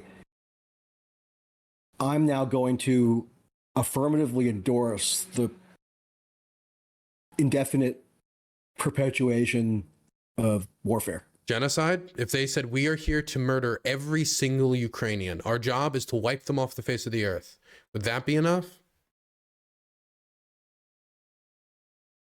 That would be all the more reason to me to pursue a cessation of the hostilities rather than an intensification of them, because to intensify the hostilities would probably run in tandem with that, ultimate devious design that you're suggesting that Russia could hypothetically declare as their objective. Okay.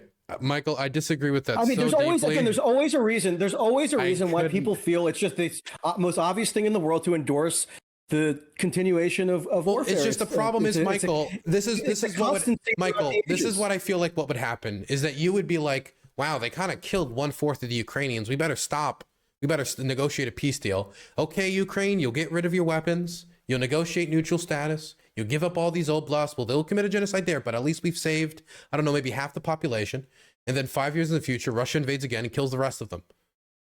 And then, wow, congratulations, you stopped the war. The International Criminal Court, or the prosecutor, when they announced this latest charge, was asked if they had made any finding that genocide had been committed in Ukraine. He said no. Yeah, so well, I'm not. I know that currently the ICC is only bringing forward the kidnapping of children, yet not technically like any genocide or anything like that. Other organizations have made the accusation. Well, he denied that they had found evidence of genocide. Yes, that's what I'm saying, that they had not found any evidence. Other organizations have put forward other ideas, but that's not important.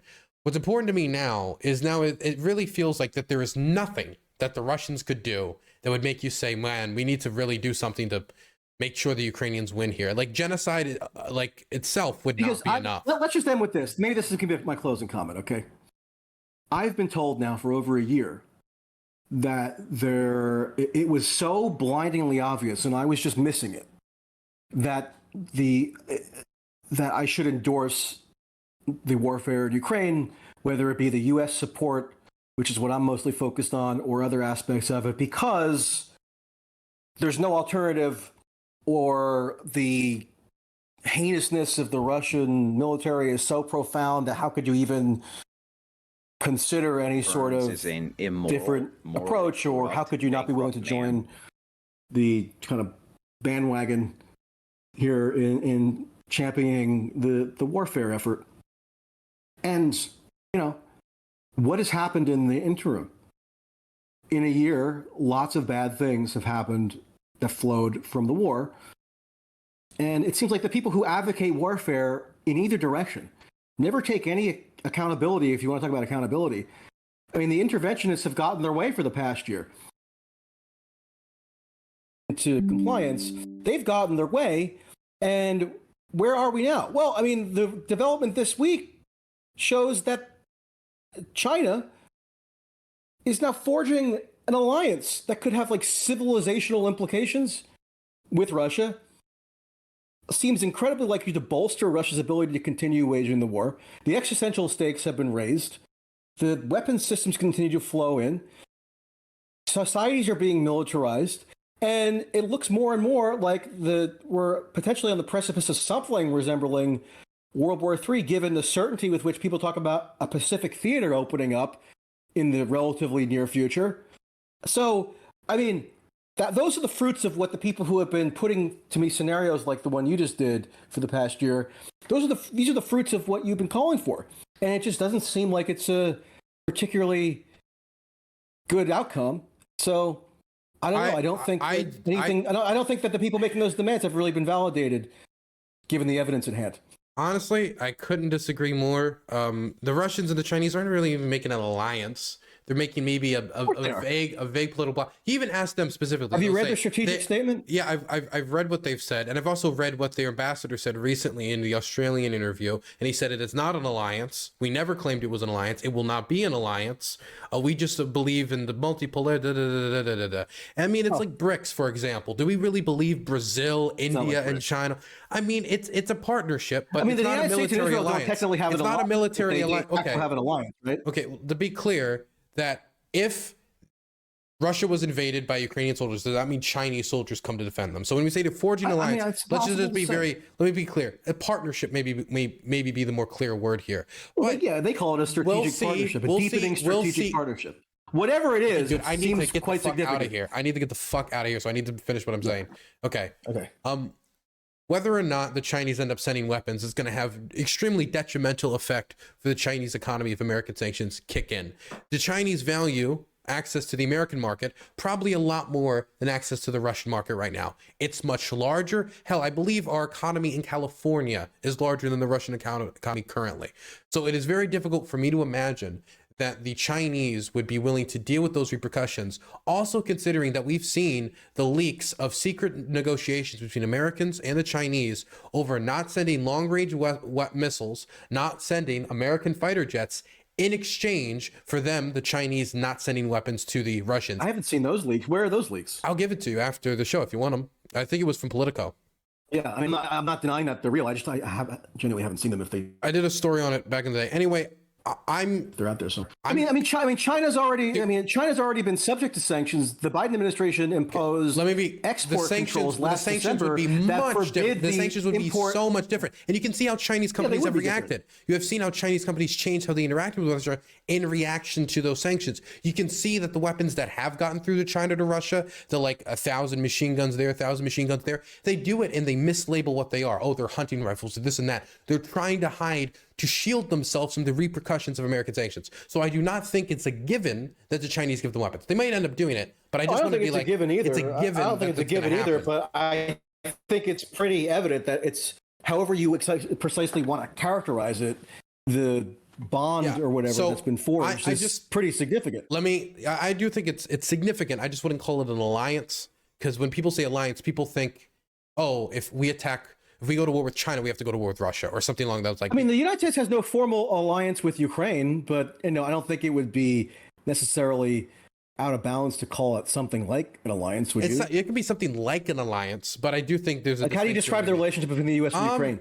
I would say the backers, maybe. I don't know what the specific word. Can I just get to my backers? They back Ukraine, but because there is no official alliance, so I don't want to call it an alliance. Whatever. I want to get to my concluding point, because we've gone over an hour and a half over what we said we were going to do. My concluding point is, which I could have predicted, even because I know I have no self-control on these things. I can tell. I really believe that the crimes that Russia is doing in Ukraine are so great that to accept their occupation in the state of Ukraine would to be accept these crimes be done in perpetuity. In the way that you don't want the war to be done in perpetuity, a lot of people don't want to see that occupation in perpetuity, to make it permanent, to legalize it on the global stage, and to make it so the people who are in occupied territory have no dream of getting out. And if there is a scenario where a genuine genocide is being launched against a nation state, I would like there to be an international response defending said nation state against the genocidal invasion. I understand the motivation to stop war as soon as possible, because war is bad and war is terrifying, but there are sometimes good things to fight for. And I think fighting against hey, Oscar, sorry, I have a dog. Fighting against genocide, fighting against an invasion, fighting against the colonization of other states, I think those things are worth fighting for. And I think ultimately the toll is also paid by the Ukrainian people. And so isn't it up to them to make the determinations on whether they want to go through the risk of having the home bombed at the end of the day for their own liberation and for their own freedom? Anyway, that's what I wanted to end on. Not if their continued existence as a state is contingent on the American taxpayer, and so they're involving the U.S. inescapably in those decision-making. I do think there's a distinction between what the America does and what Ukraine should do. I do think America should support them, and we don't have to support them with every crazy thing Ukraine, if they would want to do something crazy. But I'm just saying that ultimately, if we're talking about the humanitarian death toll, which is the majority of this conversation, that's a determination for the Ukrainian people, yes? Again, not if it's going to be essentially an American military endeavor with Ukraine as an adjunct. I mean, so no, it's not solely for Ukraine to make that determination. The Biden administration loves to repeat this cliche that, nothing about Ukraine without Ukraine, or it's only for Ukraine to make these sort of strategic decisions. But I mean, the power with the agency and the dynamic ultimately is the United States. But I'm asking you, when it comes to calculating the morality of whether or not we are going to say yes, those civilian deaths are justified in favor of Ukraine liberating itself, the idea that they are willing to deal with the sacrifices, shouldn't that ultimately be up to the Ukrainians for the humanitarian aspect, not the aspect of strategic world balancing or nuclear weapons, but the humanitarian aspect, which has been the majority of this conversation? But they're not making that determination in a vacuum. They're making that determination and saying, and therefore continue the current policy. But when I hear you talk about all the death and destruction in Ukraine, it's like said like, oh, we need to stop the death and destruction. But if the people having that death and destruction wrought upon have a different opinion than on whether they're willing to deal with that in order to have their own liberation, don't you think that should be taken into account? I mean, obviously it should be taken into account. I'm not saying that. Look, I'm not endorsing any sort of occupation of Ukraine. I'm not endorsing anything in particular other than saying that the arguments that keep being given as to why I should endorse the perpetuation of warfare don't seem to me to be particularly sound. Okay. That's my basic position. We'll wrap it up here then. You want to give yourself a shout out? All right. Do I want to give myself a shout out? No, I think I've shouted more than enough. Got you. Okay, man. You have a good one, okay? All right. Take care. Bye-bye. Take care. Bye-bye. Holy